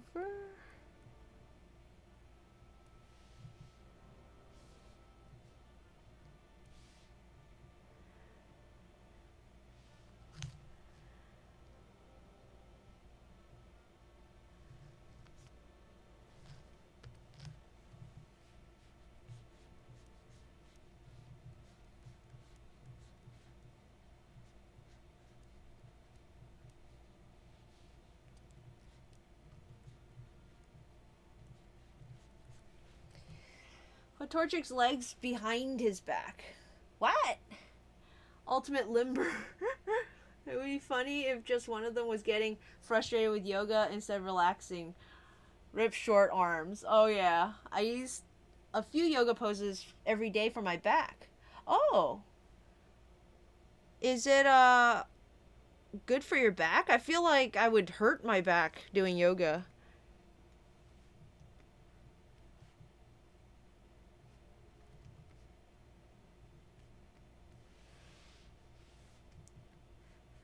Ultimate limber.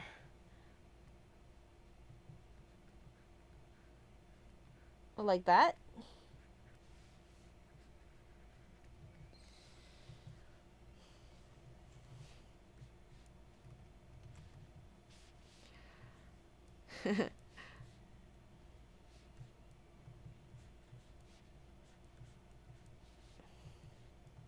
I might let my sister know that yoga can be good for backs, because she's got back problems. Though honestly, living with that, she probably already knows about it.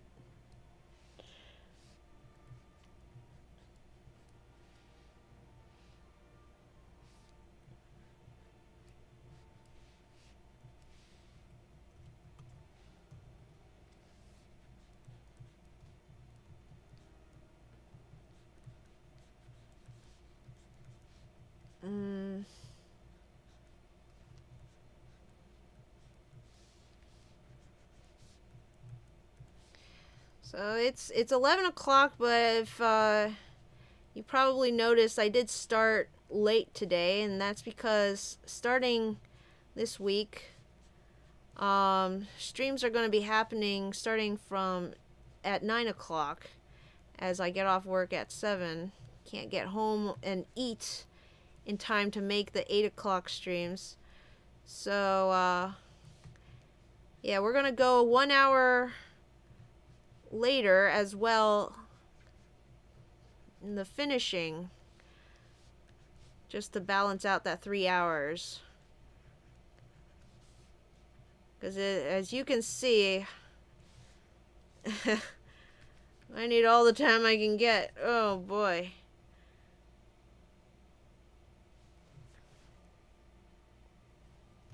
No, this probably needs to go up a little.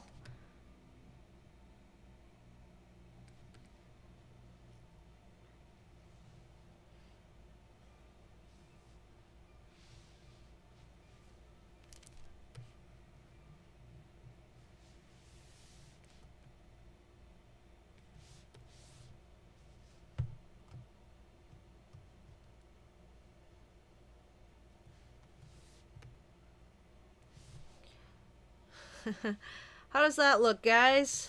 What do you think? Whee! Yeah, you better get some sleep. I'll see you tomorrow.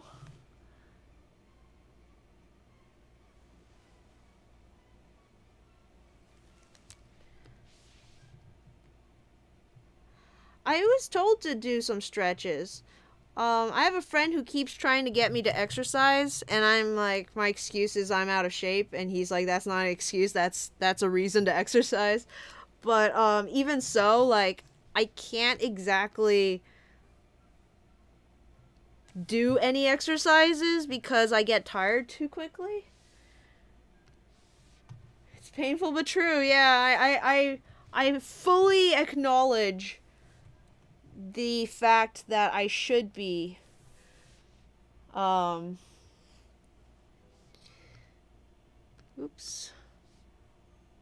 should be exercising. But in any case, he told me that rather than just jumping into like jogging or whatever, I should start with stretching every day. And there's just something so mind-numbingly boring about not doing anything but standing still in a certain pose and like counting, because I can't listen to music or watch videos, or I will lose track of my reps, or like, you know, I don't really know how stretching works. Actually, I think that was back when I was doing when I was trying to weightlift. I got these like really light weights and tried to do some reps lifting them.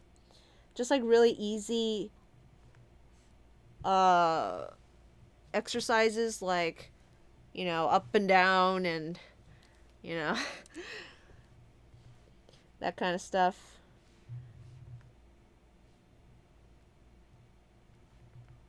Yeah, I have no zen in my life. I gotta have constant stimulus. Constant something going into my brain. When I'm not on the streams, I almost, like, as soon as I get home, YouTube comes on. And it's almost just white noise for me. Half the time I'm not even paying attention to what's going on in the video.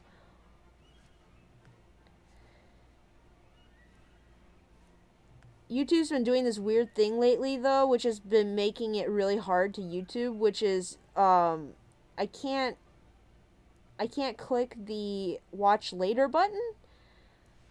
Normally, I would just queue everything up and then, like, set it to play. But, yeah, lately it's been like, if I click on the watch later icon, it just clicks on the video itself and sends me over, and then I have to pause the video. I have to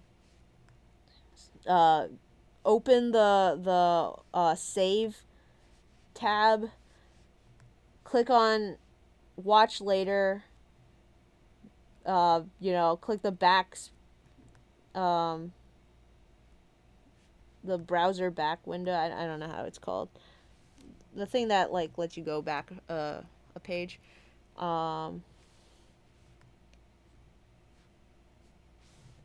Yeah, it's no good, YouTube. Fix your website. Maybe it's something to do with my computer, I don't know. Or my account, maybe.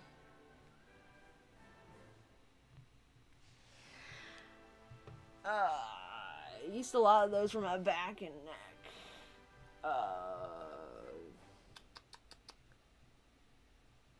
This is some good stretches to try.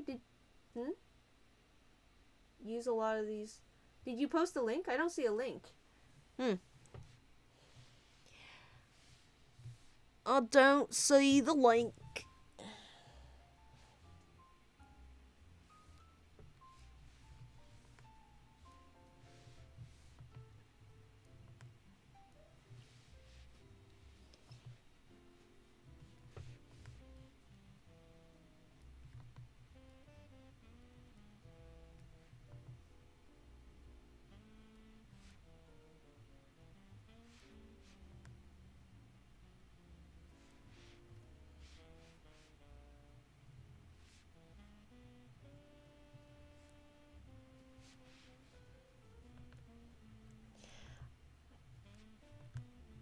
I kind of don't care enough to make the line super nice, unfortunately. Just kind of want to get it done. Some of these families look a little better than others, and it's mostly because I just like the Pokemon better.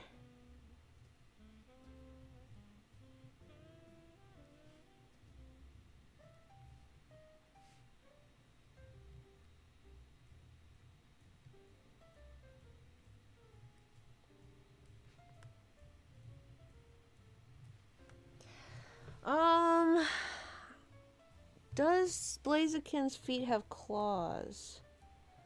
I'm gonna say that they do.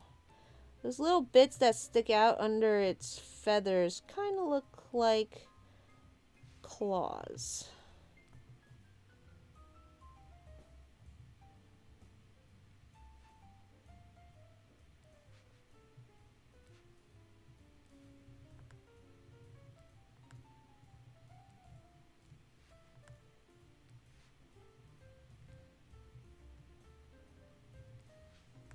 And I'm gonna guess he has 3 of them. This is as much as I hate starting line art, when I get going, it's pretty this is my only zen. It's just working on line art. When you get to turn off your thinking brain and just focus on making it look good. And sometimes when the sketch is really messy like this, it's also kind of a suspense for when you finally turn the sketch off and see what it actually supposed to look like.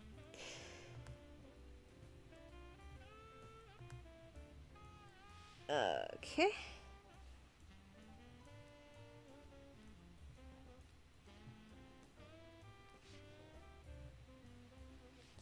Though in order to not run out of time next week, I should probably start thinking of the Mudkip line when I finish this. Can never start too early trying to plot out. Oh, I can do Sam. Samson, my Mudkip.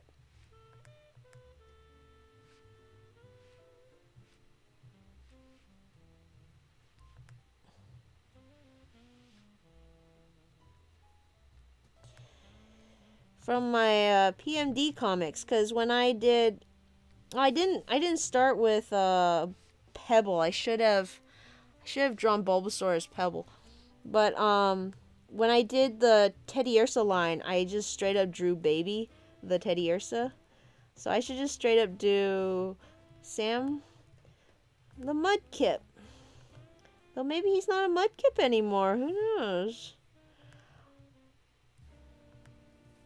I like the idea of pre-evolutions sort of gaining traits of their next evolution as they grow up. So, like, maybe it's not necessarily a middle stage or what's that called? There's like a Tumblr that does a bunch of these. They're in between stages. Like, I'm not saying going that far, which it's also a cool idea, but takes a lot more planning than I'm able to muster. I'm just saying, like, my Mudkip Sam would always stand on his back legs. But Mudkip are primarily a quadruped animal. Pokemon, I guess. They're not animals. And I was doing it unconsciously because I needed him to be more dexterous, I guess. Like, it started with him tying a scarf around his partner Pebble's bulb, and then he would, like, steal stuff. He would, like, steal an object, and so he would have to carry it. So I would have him walk around on two legs because he was carrying something. And it just ended up, like, you know, I got used to drawing him standing up. So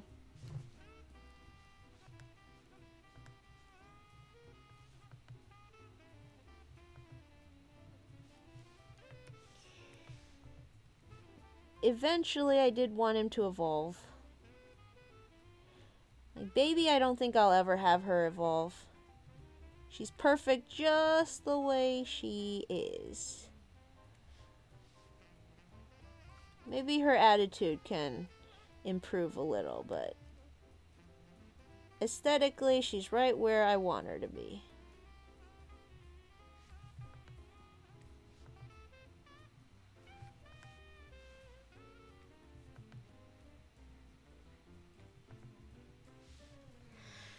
There we go.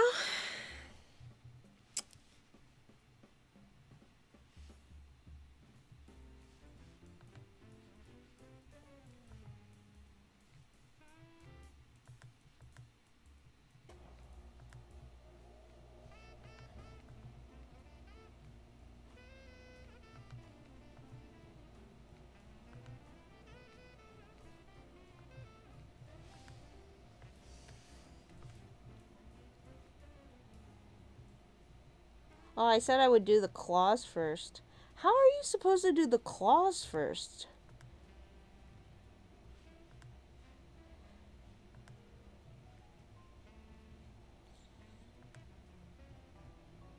No, that's impossible.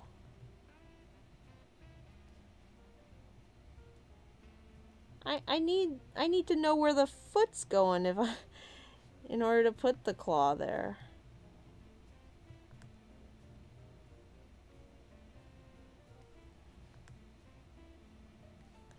Maybe in another life. I'll try again some other time.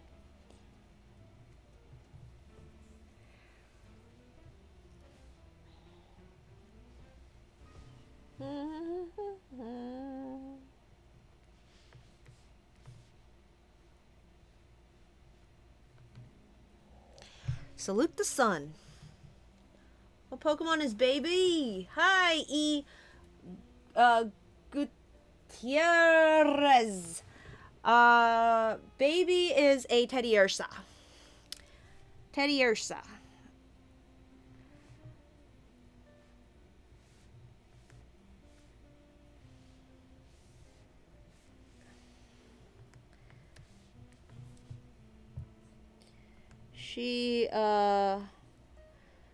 She was a little thief, and my Spinda Luke found her and cleaned her up and said, "You're gonna be a merchant on my team." And I think that was my first team, L and B. It stands for Luke and Baby, because it sounds kind of like an LLC type deal, like, because they're merchants. So yeah, anyway, but she would still kind of have a penchant for stealing stuff, and then Luke would have to chastise her. And then I also had a rogue team. This is from my PMD days, when I would do roleplay as on those servers and stuff. You know, you get a prompt and you draw something. So second team was a rogue team. It was Sam the Mudkip and his best friend Pebble, who is a Bulbasaur. Pebble, like, I guess, I don't know, didn't really want to be a rogue, but he traveled a long way to see his pen pal, and so he just kind of stuck around. And Sam wanted to be a rogue because he saw a pirate Swampert walking around and thought it was really cool. So he's like, "Oh, whatever that is, I want to be that." They're like children, I guess.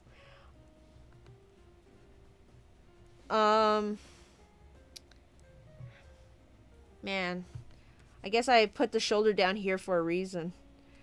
It's just too long otherwise.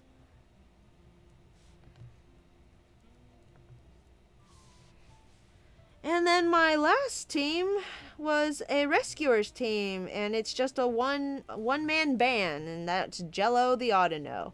He's not an official team. He just sort of happens to be around sometimes when missions happen, and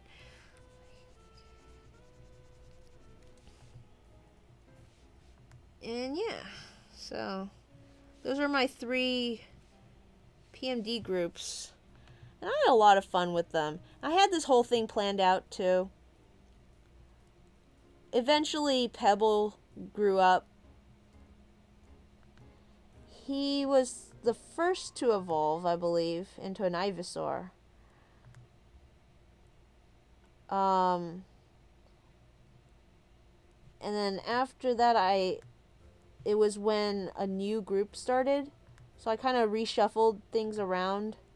Everyone got outfits and stuff, which was fun. And then I kind of died out on that server. I didn't participate much, just a little bit here and there. And then I was invited to another server, which I never officially joined, but I did think about. And since I was invited to a new one, I was thinking of a new team. And in order to make it a little easier, I was going to truncate all 3 teams into one. And it would just be Sam from the rogue team, and then his rival Baby, who, like Luke, never made it to the new group. I kind of like... I gave Baby another partner of a Brava. But she and Sam were always on opposite sides, like their own teams. And I finally wanted to just make them one team. Sam and Baby. Together at last. No, I'm just kidding. But yeah, they're so cute together. And at that point, I did want to evolve him. So if I did ever join that other team that had invited me, I would have totally evolved Sam. He would have been a Marshtomp.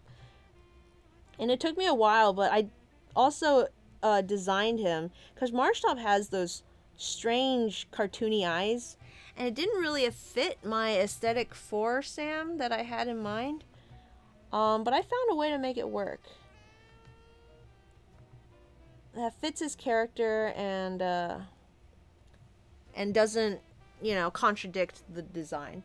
Whenever I redesign a Pokemon, give them a little more personality. I don't like to contradict the official design on purpose. Sometimes I'll do it because I think a Pokemon actually looks a certain way, and then I'll realize later that I made an oopsie.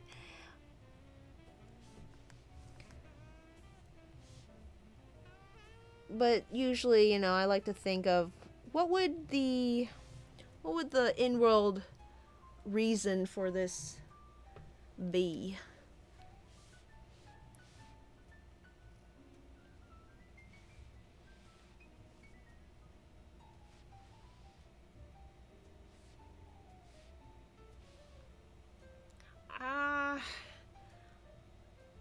I don't know about this pose, but I kind of don't want to redo the whole thing.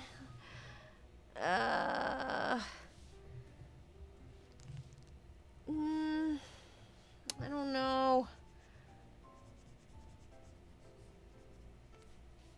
Feel like it looks a little off.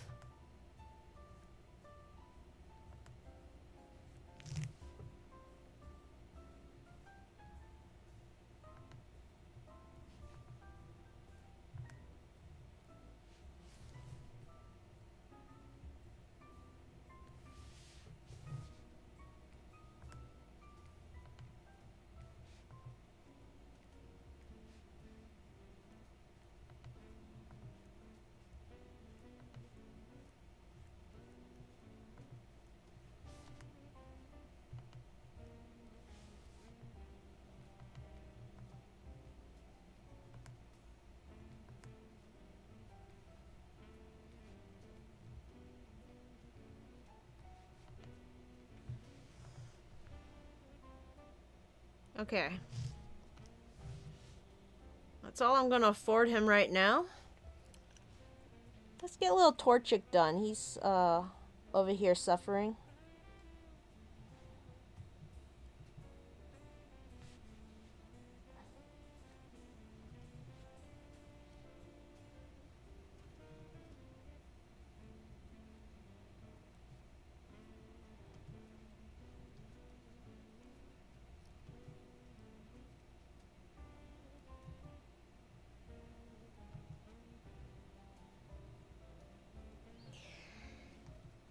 Yeah, I've been going to sleep at 12 on the dot lately, and it's because I have to wake up way earlier than I am used to.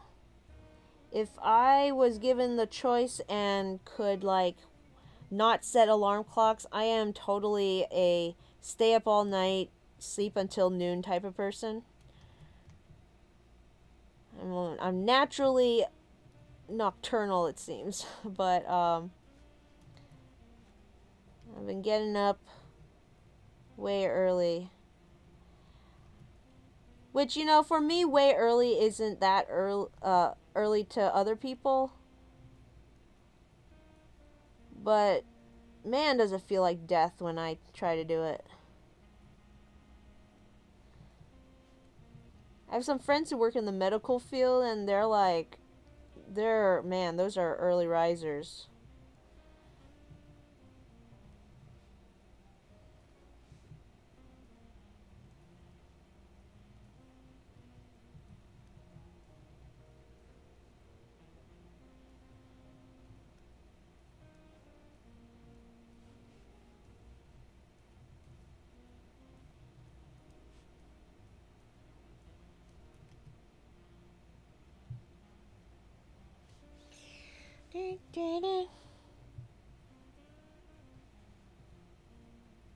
Oh, it's a shame Casey left. I wanted to, like... So, on this Discord server, we were asked what, if our Nuzlocke character were a D&D character, what species and class would they be? And, I hadn't given it much thought. If you haven't, caught up with the Nuzlocke, Jet's Black Nuzlocke, which I draw, which you can read at jetsblacknuzlocke.com. it the main protagonist, Jet, she wants to become a Pokemon Ranger when she grows up.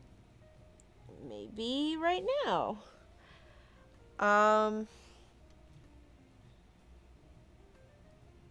I'm like, my first instinct was maybe a ranger.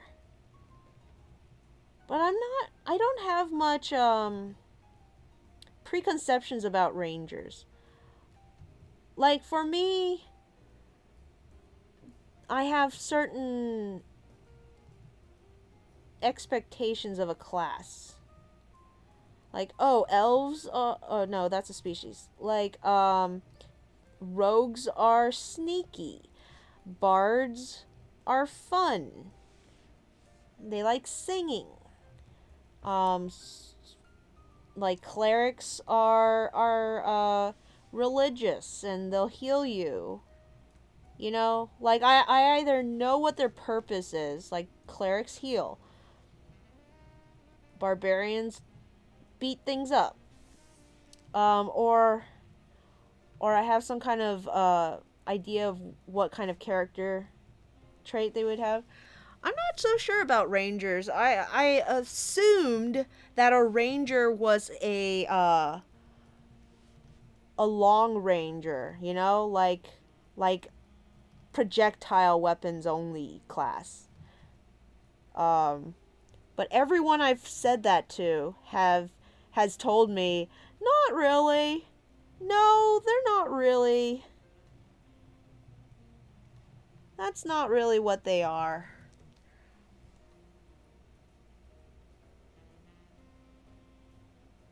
You should make a small ad for your Nuzlocke. Oh, I should. That's very clever. I don't know how to map layers or things to buttons though. I'll have to look into that. The Nuzlocke is one of those things that I will like promote whenever I go to conventions and stuff. I pass out free bookmarks that have the Nuzlocke link on the back, and then I'll say like, hey, if you don't want to buy anything, at least check out my comic. It's online. It's good. That's a good idea. Thank you, Tails. I will look into it. I'll see if I have time to do it by next week. If not, it'll be on my list. I think, if I'm not mistaken, it'll be February by next week. February, which has some pretty cool dates because February is when Mewtwo was born. I think, is it February 6th? Something like that. Mewtwo was born. February's got Pokemon Day, I believe, is in February, if I recall correctly. Forget which day. I think it's like 28th maybe. My brother and my sister both have birthdays in February, which means double gift time. I'm guessing I should probably draw them something else. For Christmas, I kind of skimped on their Christmas gifts because I spent so much time on my parents' and my grandmother's, which I still haven't posted. That I kind of skimped on there. So my brother, I just kind of drew his Minecraft skin and my Minecraft skin, which I thought came out really good actually. Don't remember if I posted that one yet. I don't think I have. I think that will be the last one. But I liked it. But he got disappointed because I drew an animal for everyone else, and he wanted to know what animal I would draw for him. Obviously, it would be monkey. For everyone, I basically did their zodiac unless it didn't fit. So like my mom was the zodiac tiger. So I drew her a tiger, but then my sister's also a tiger, and I didn't want to draw two tigers. So for my sister, I drew a giraffe, because that's what we kind of jokingly associate her with. She's super tall, like super tall, and so she's a giraffe. My dad is a dragon, but I'm not good enough at drawing, like, doing watercolor to properly draw a dragon. So I ended up doing koi fish, which I did post on my DeviantArt. And all these things are on my Instagram already. Whenever I finish something traditional, I do Instagram it. It's, it's not a great version of the image because it's got to be a square format, so I zoom it out a little. I know it doesn't have to be a square format, but for me, Instagram is the square format. So I kind of just force myself to stay within that. It makes me feel like it makes more sense. I don't know.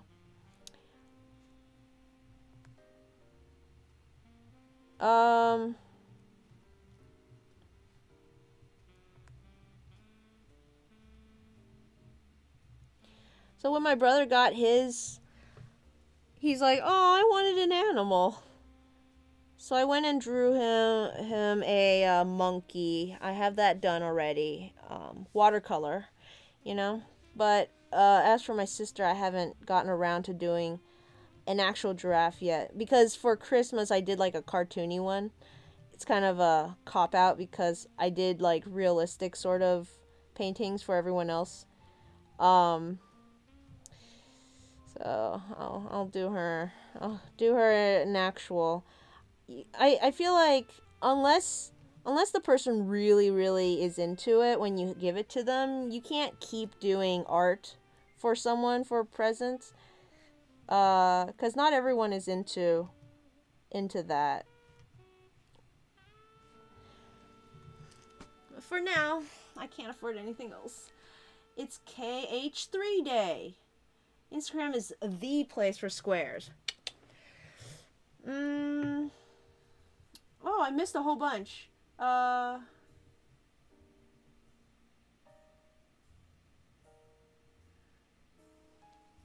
a critter of the night. No wonder you like wolves. You played Armello. What's Armello? Tell me about it. You should make a small ad. Oh, Chico, you're the one who... For some reason, I thought it was Tails who said it. I'm getting the colors mixed up as I look at them really quick on the side of my eye. Because I see Tails' little purple thing first, and then I read over, and I'm like trying to do it really quick so I can get back to the drawing so you guys aren't just staring at nothing. So sorry about that. But yeah, thank you, Chico, for that suggestion.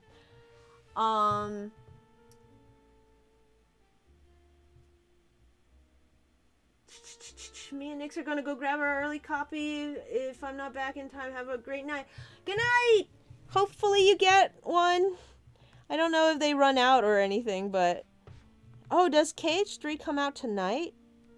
Shoot, hot diggity dog. And I haven't even played any of the Kingdom Hearts. I have been forced to read the manga that I have. And it was quite confusing. But I like the idea of a multi-universe Disney animated kind of universe mixed with anime.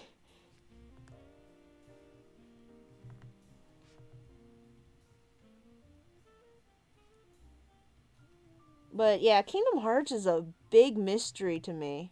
Because on the one hand, I see all these Disney characters and cartoon characters and even like live action Disney characters are in there. And I'm just like, wow, this looks like a lot of fun. But then I also see all this stuff about Heartless and all these angsty anime boys and I don't know, gummy ships. I'm just like, What? No, go back to Tarzan. and whatever other worlds they go to.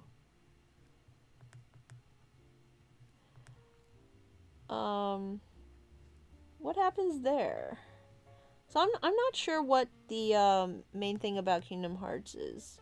Also, it's like apparently people have been waiting their entire lives for Kingdom Hearts 3 to come out, and yet there have been like a bajillion different other games. Like, why isn't any of those Kingdom Hearts 3? Seems a little strange. Okay, I'm gonna try the Talon's first game.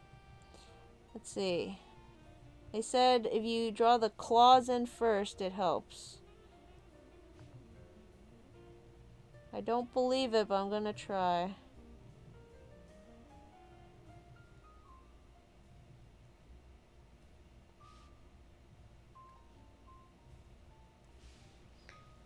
I don't know. It doesn't look much better than what I usually do.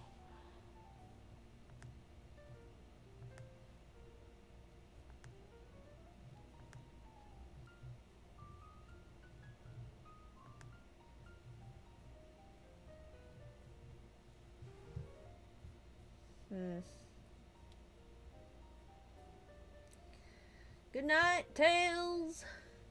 What about you, Chico? You not getting Kingdom Hearts? Or has it not come to your country yet?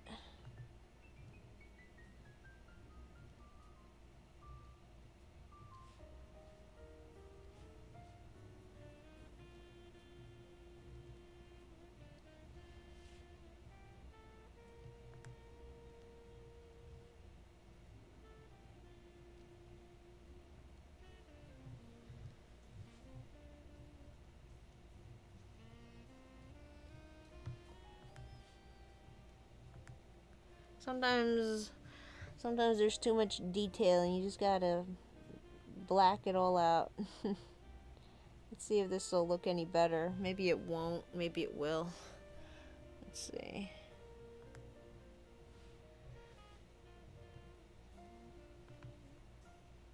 Let's make its leg a little thicker. I think Combuskin deserves thick legs. He's a right old warrior. A warrior class.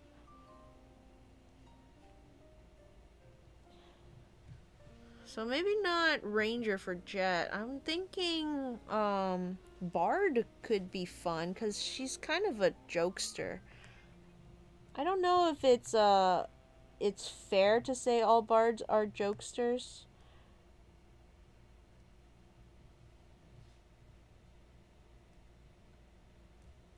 But it's a good one.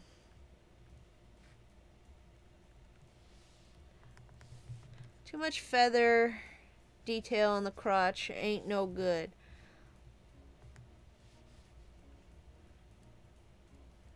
It's just something like that, maybe. There we go.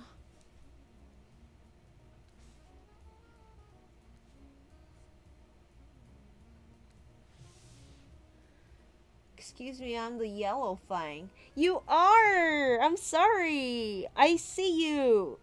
If I actually look at the chat, I see you.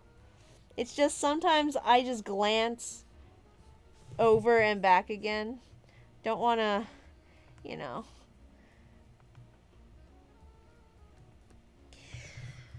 No.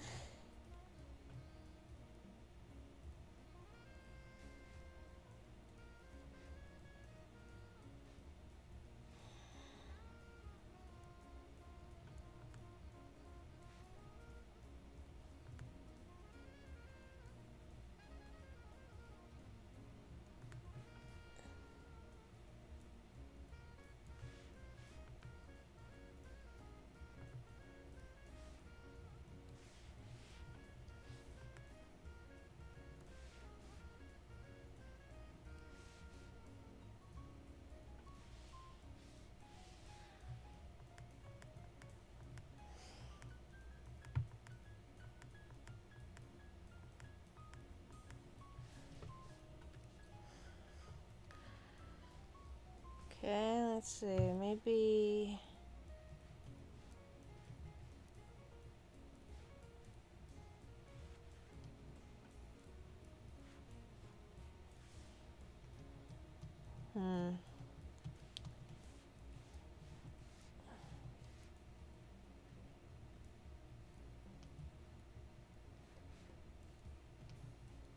Okay, like...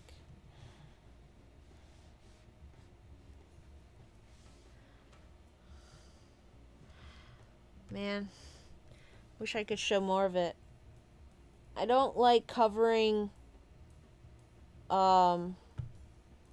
very defining traits of Pokemon when doing these families. I try to capture their best self, you know? Like, I'm a little unhappy that I closed Combusken's eyes, but the personality, the sort of straining face is worth it, I think.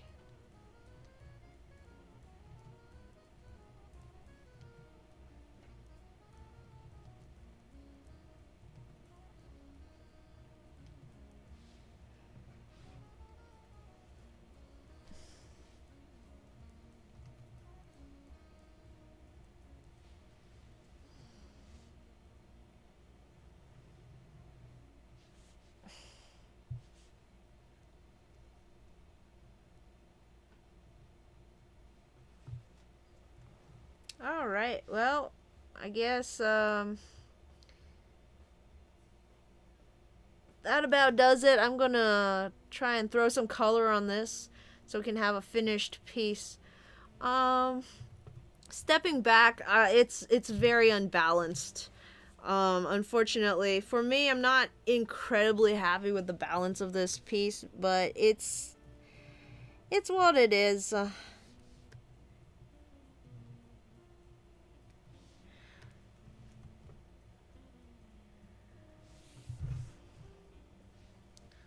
Maybe one last thing to fix is Blaziken's crest. I'm not a big fan of this weird thing on his head, but I think I can do it better. I can do it.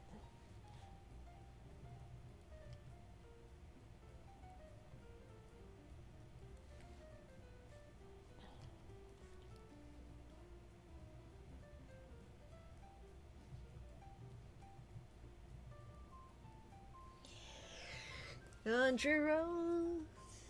Perfect talons. Go back to the jungle, Disney. I'm from the savannah. Can't read Disney X anime manga and keep a straight face. Excuse me? Are there more than just Kingdom Hearts?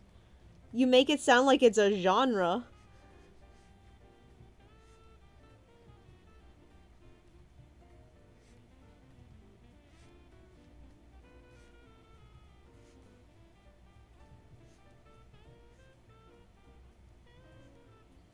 I've been carrying around One Piece in my backpack for the past 2 weeks and still haven't read it.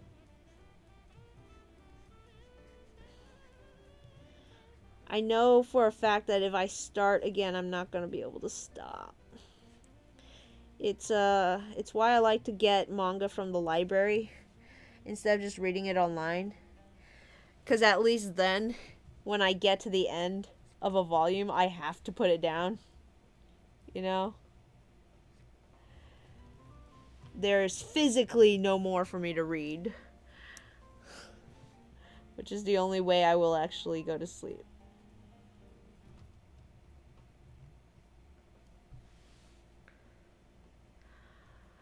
Alright.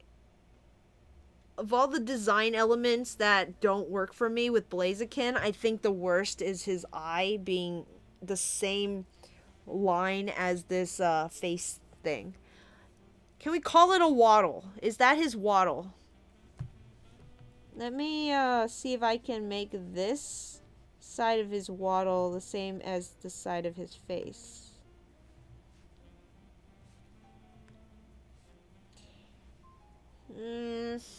No, you can't do that. Unless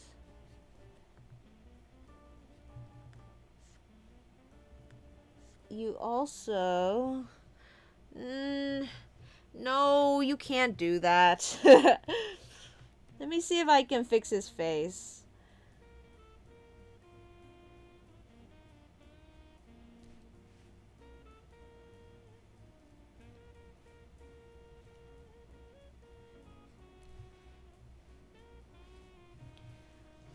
Let's pull up our Blaziken again. Let me see what this boy looks like. Giggity, giggity, giggity. Have to try KH sometimes, but it's just not my thing. I hear you, man. It's fine. It's a special thing. Not for everyone.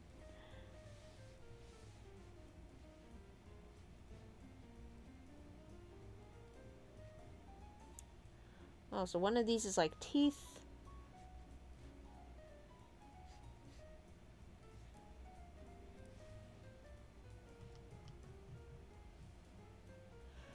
Okay, let me just redo his whole face.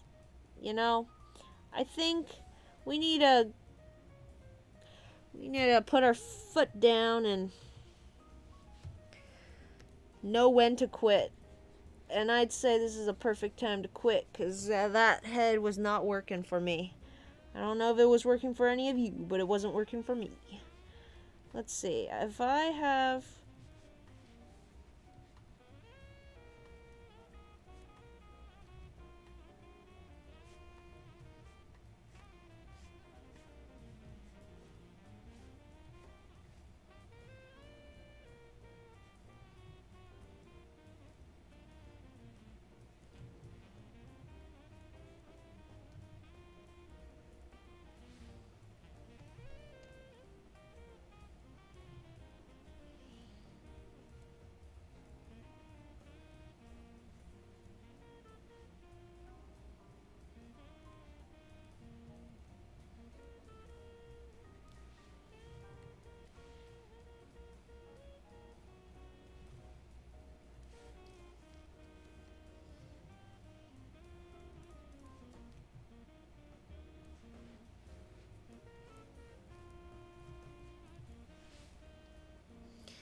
maybe a little better.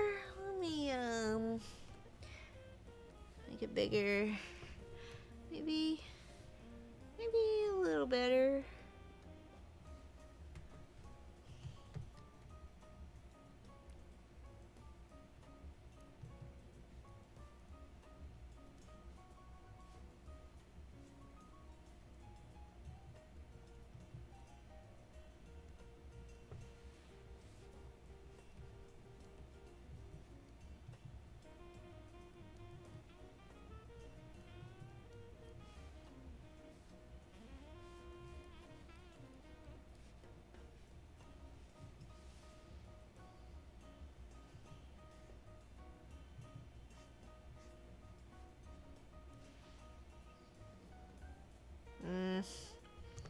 Maybe I need to move everything down a little. Give it a little more room on the top to breathe.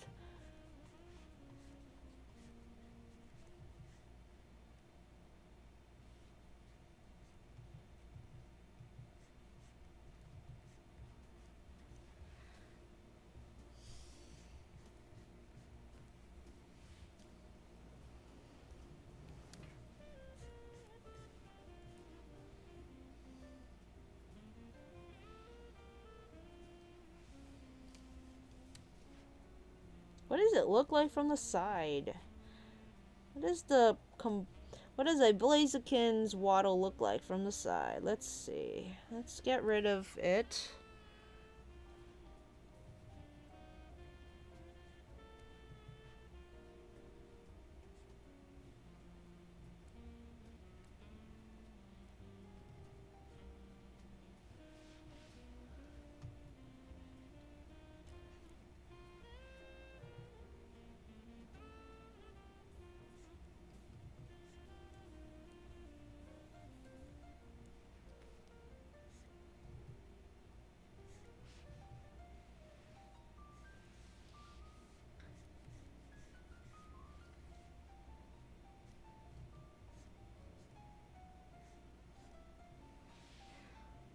let's just make it really small. Let's see if that looks any good.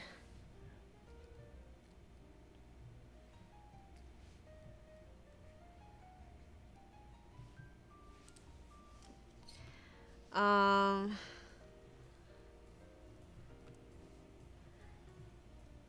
me shrink it a little, maybe.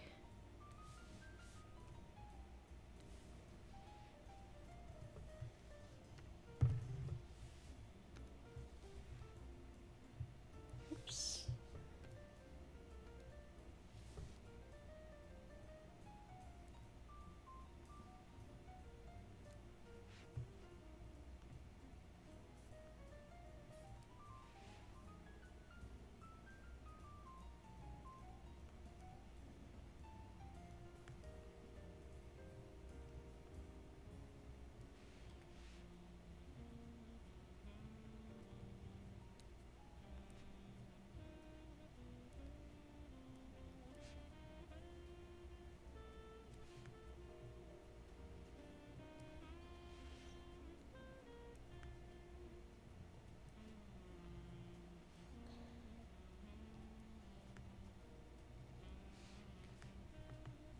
Yeah, there we go. Okay, let's turn that off. Let's see.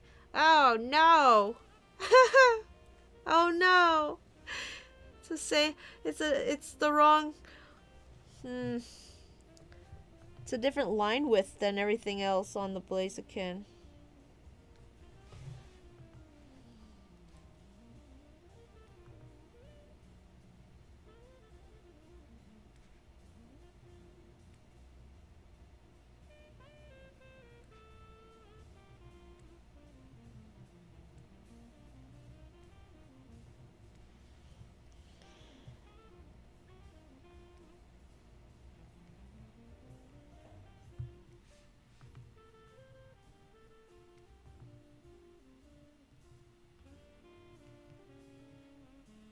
Oopsies.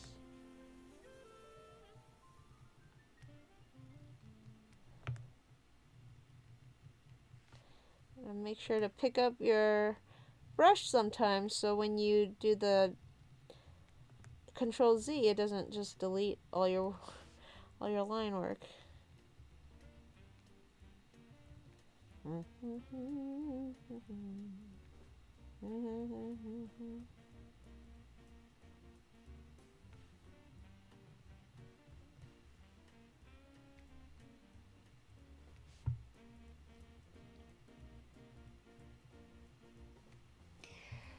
It's so trippy.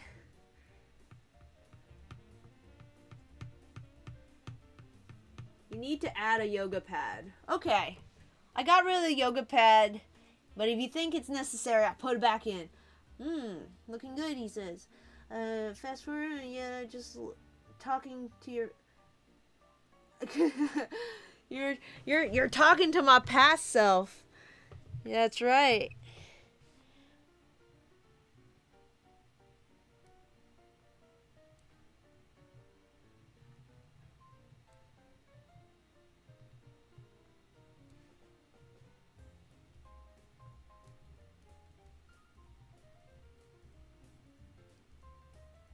And then my future self is going to answer you.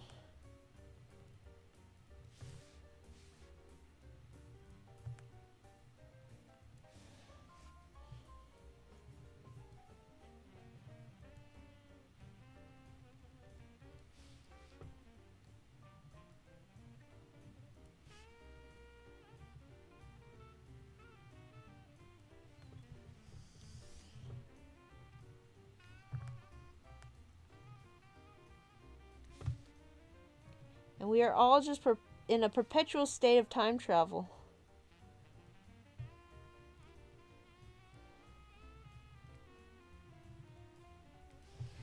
Okay, I think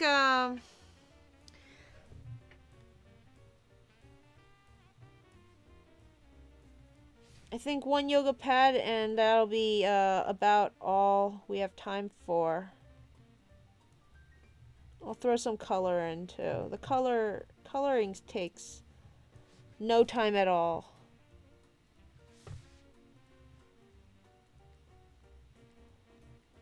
don't really want to be rendering his fuzz in loving detail, but once you start outlining things, you can't really stop. Okay. Do they all need their own yoga pad?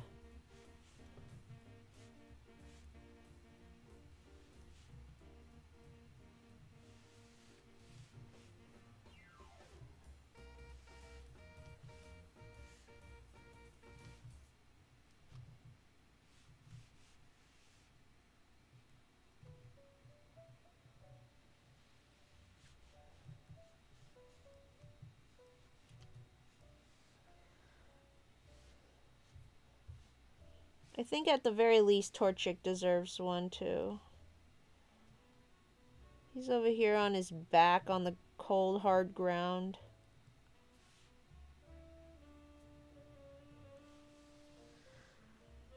But Combusken's just standing, so he's fine without one. Okay. And let's make a new layer underneath. Ka-chow. And grab our little magic wand tool and turn on our sample. Sample, guys. Come on out. Let's see what color we're all about. I made a rhyme. It's about time that we get started on I give up.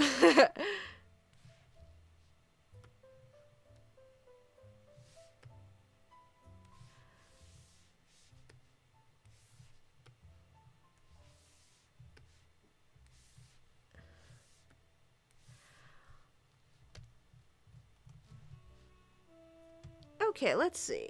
So, light orange. None of these boys kind of share any color with each other. Every single one has different colored... Except for maybe the gray. I think the gray is pretty much the same. Oh! Wait, no. Torchic has the same feet. Yeah! Okay, Combusken and Torchic's feet are the same color. And I guess that means his beak, too. Which is kind of around there. Color. I guess that means Combusken will be a bit of a dark, desaturated, orangey color. Like that, maybe? His beak's actually the same color as all that. And Torchic, you are a saturated, yellowy orange color. Even more yellow than that. Even more saturate. Yeah, something like that. Tiny yoga pad. Yeah, okay. What color should the yoga pads be?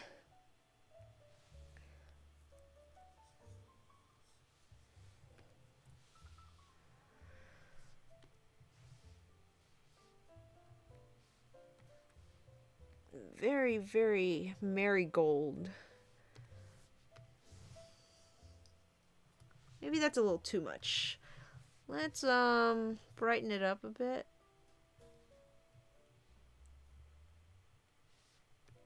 Like that. Okay.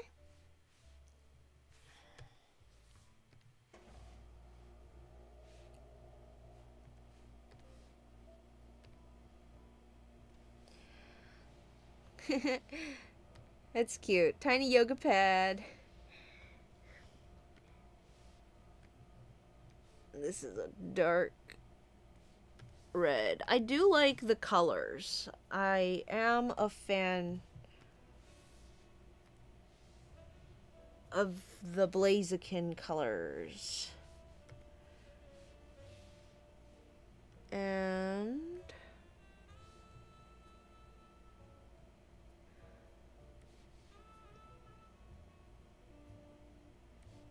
Something like that.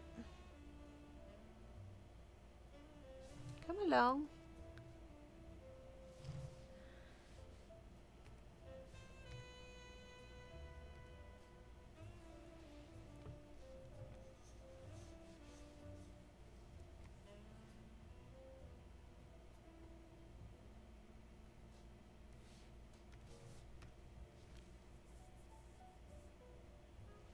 No, I don't like that. I gotta make it less green, probably.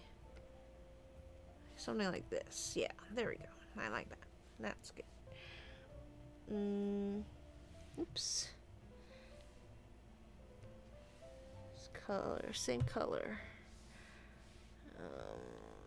Same color. Run, Lana!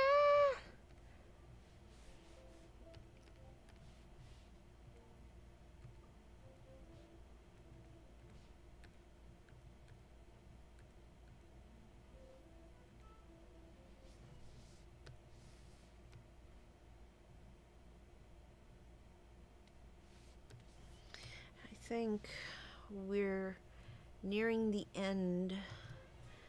Yep, there it is.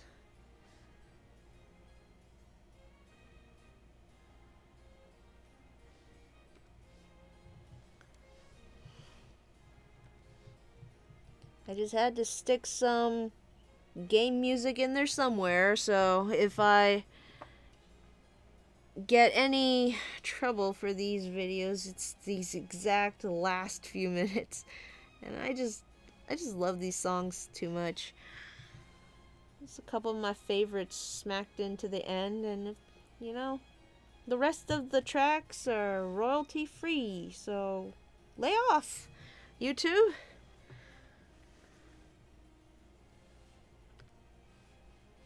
And Torchic's got little gray purple eyes. It's cute. Let's see, what color would his mouth be? His little tongue. There we go. Blue.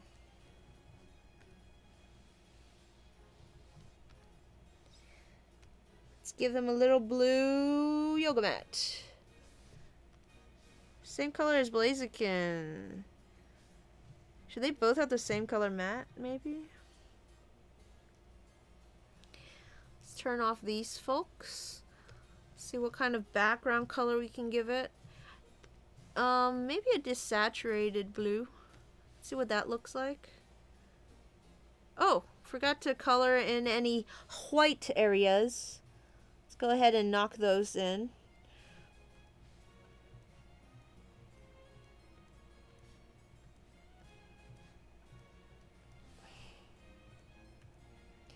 And now, feel like it's time to go do some yoga.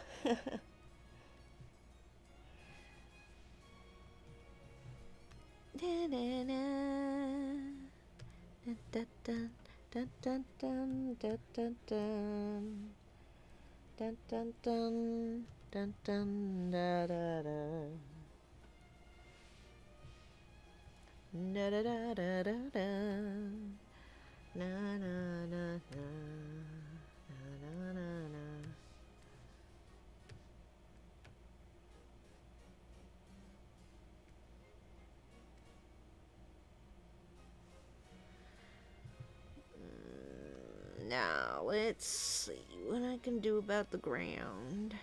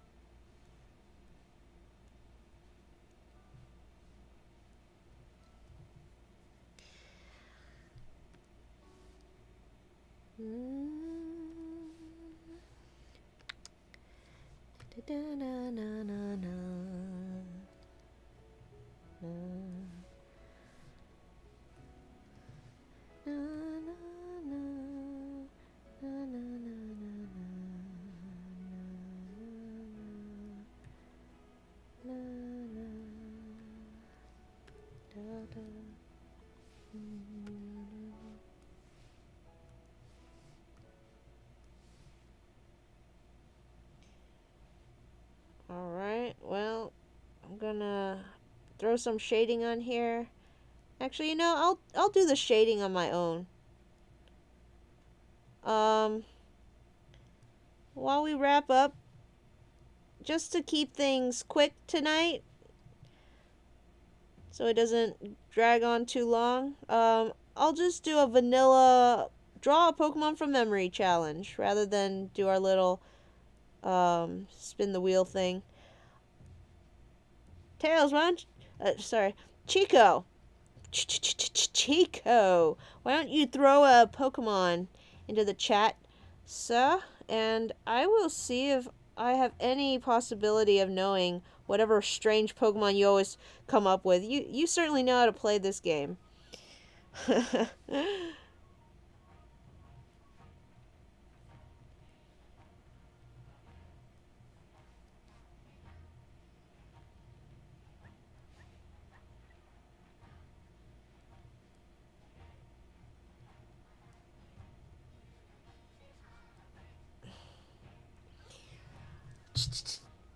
Torchico for you. Aw. Aw. How about I'll still spin the wheel then, and if it's a fast one, then I'll take it. I'm not doing an animation.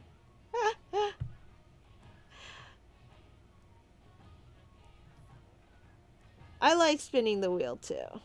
I need to figure out how to make an actual wheel that I can click a button and it'll spin. I kind of found a tutorial on Google on how to do it in PowerPoint, but I don't know what happened to it.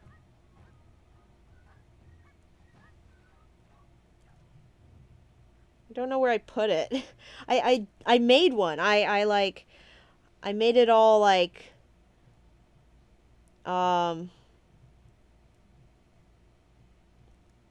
I think I made it a GIF, and you kind of grab it at a certain point and it'll stop. I can't remember.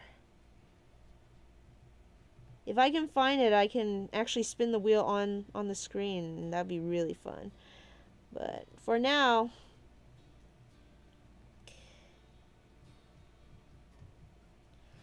let's wrap things off. Bastiodon. Okay, well.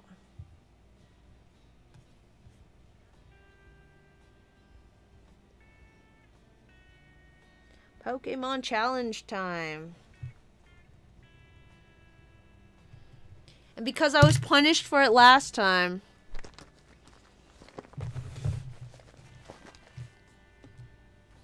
I'm gonna pull out my little dice and see if I can find whatever a D10 looks like. I think it's this diamond one. It doesn't have a 10 on it, but it has a 0. So I'm going to say the 0 is a 10. And let's...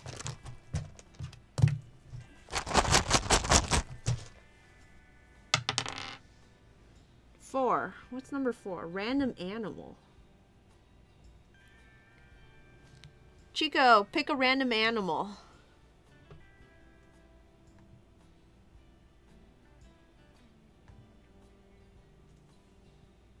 While I look up what a Bastiodon is.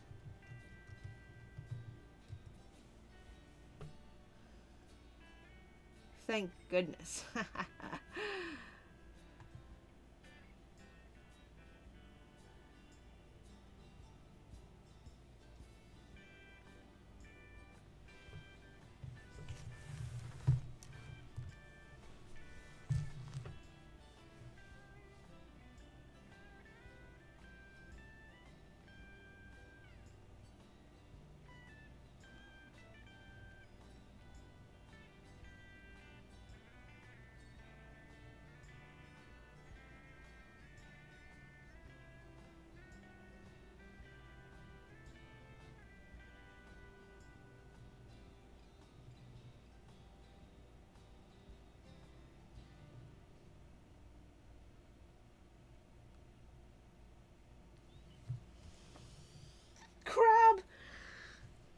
Alright, the apple doesn't fall too far.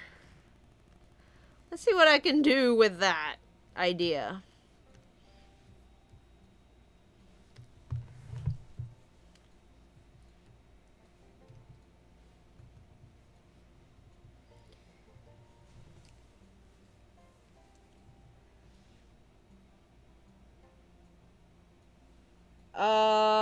Huh. I'm not sure I know what a crab looks like. Crab.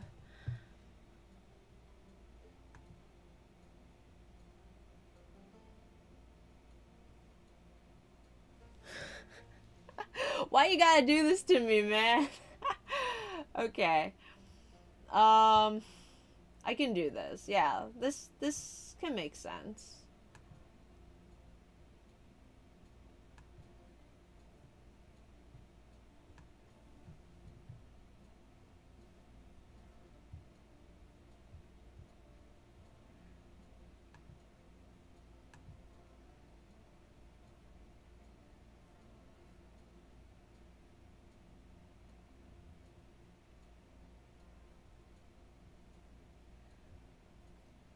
But what kind of crab? Oh, this is a cute crab. I like this crab. No pain, no gain. No pain again, please.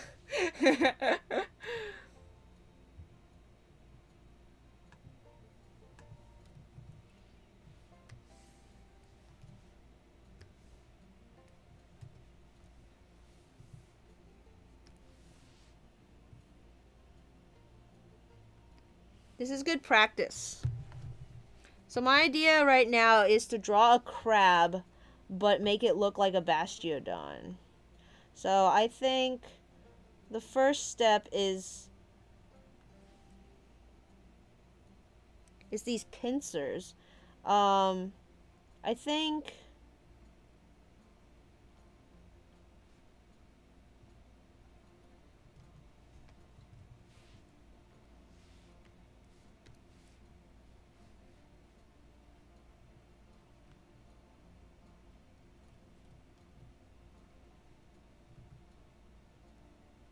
certainly the eyes gotta go up here.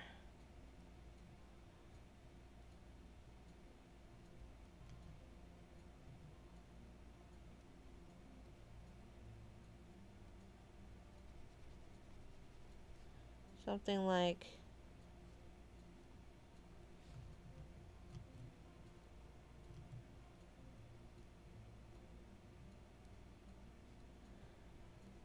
this is gonna have to get colored because I think color is a big part of what makes a Pokemon look like a Pokemon.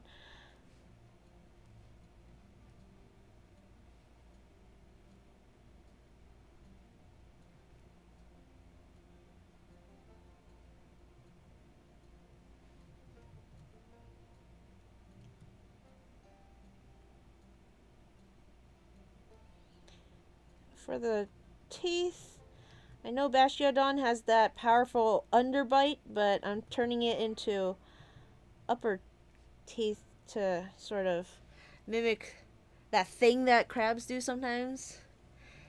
Um,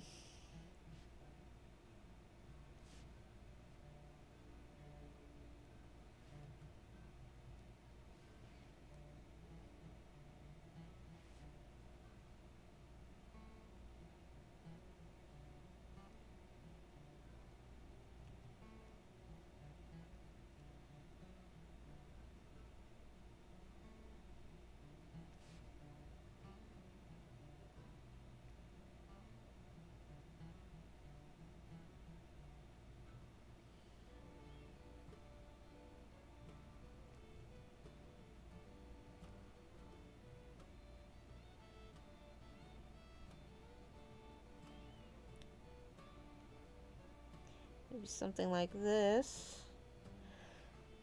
No, I don't like that one.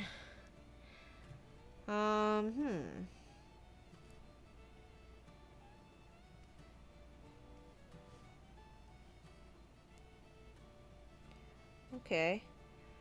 I know.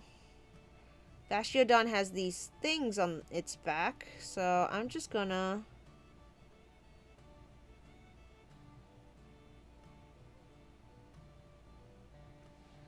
like that.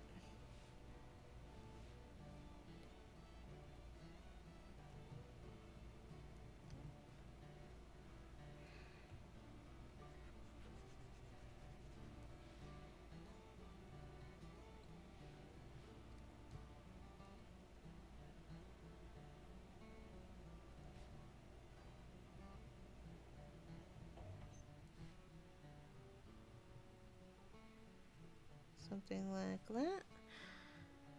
And of course, you know, it's a crab, so it's got crab parts. Gotta add some of the crab parts in underneath. And where are the pincers gonna be? Let's see them claws. I have no idea what's going on with the claws on this pictured crab. They're like going up and down and then down and then up again. So I'm just gonna kind of make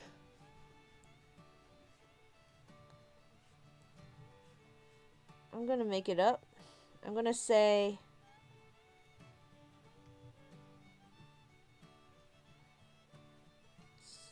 Bastiodon's nose is the claws also.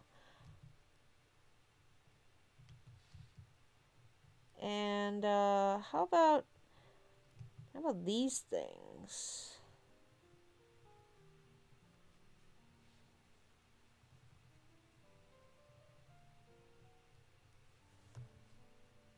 There we go.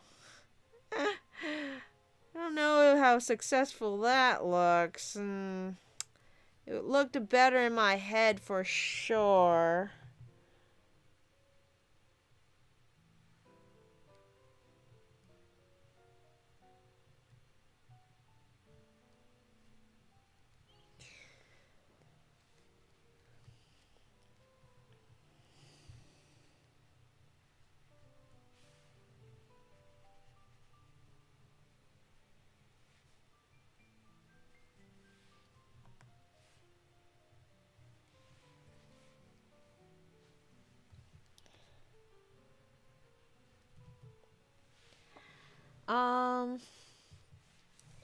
This needs to be pointier.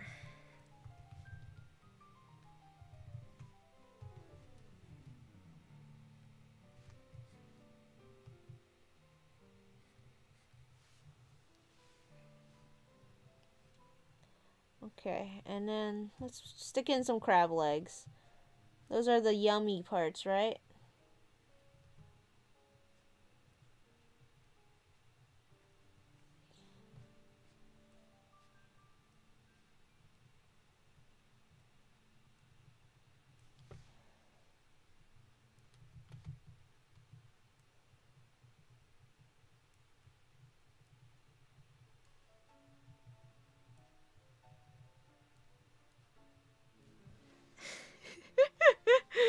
What have I done? Okay.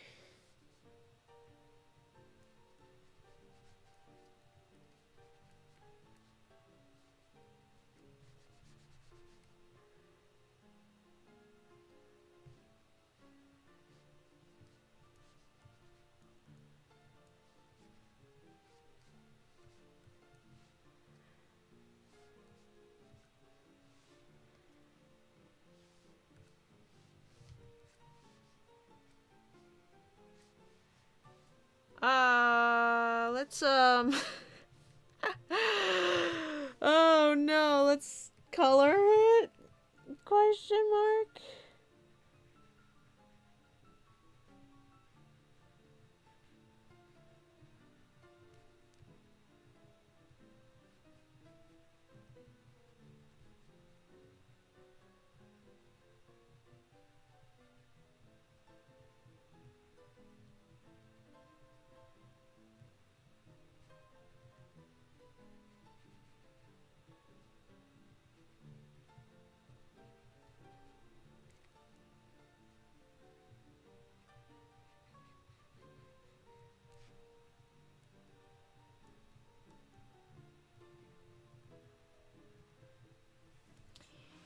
Nice fan mon, thank you. Reinforced crab, gotta play some music.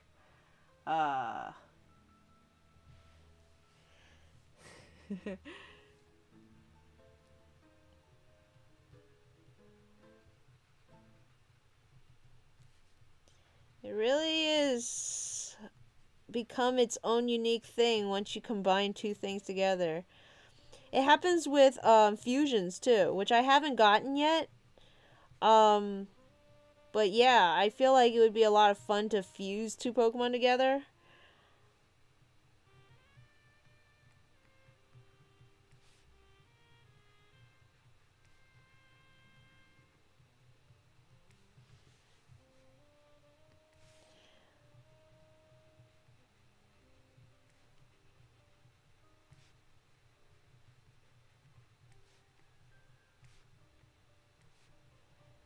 And the whole part of this down here is yellow, just like the body. And I would assume, you know, on the back there are some more of those spots. I feel like technically it shouldn't have spots on the front, but otherwise you won't really see any spots. So gotta put a little bit in there, just a few.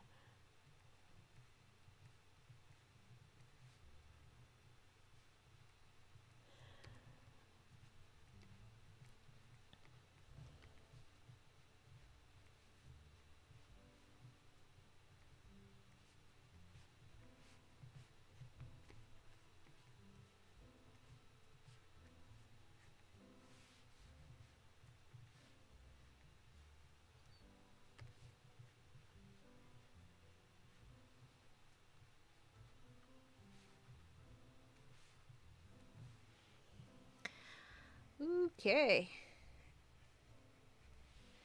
Um, there you go.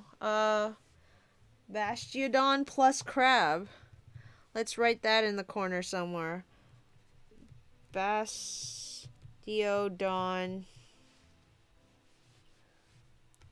plus crab.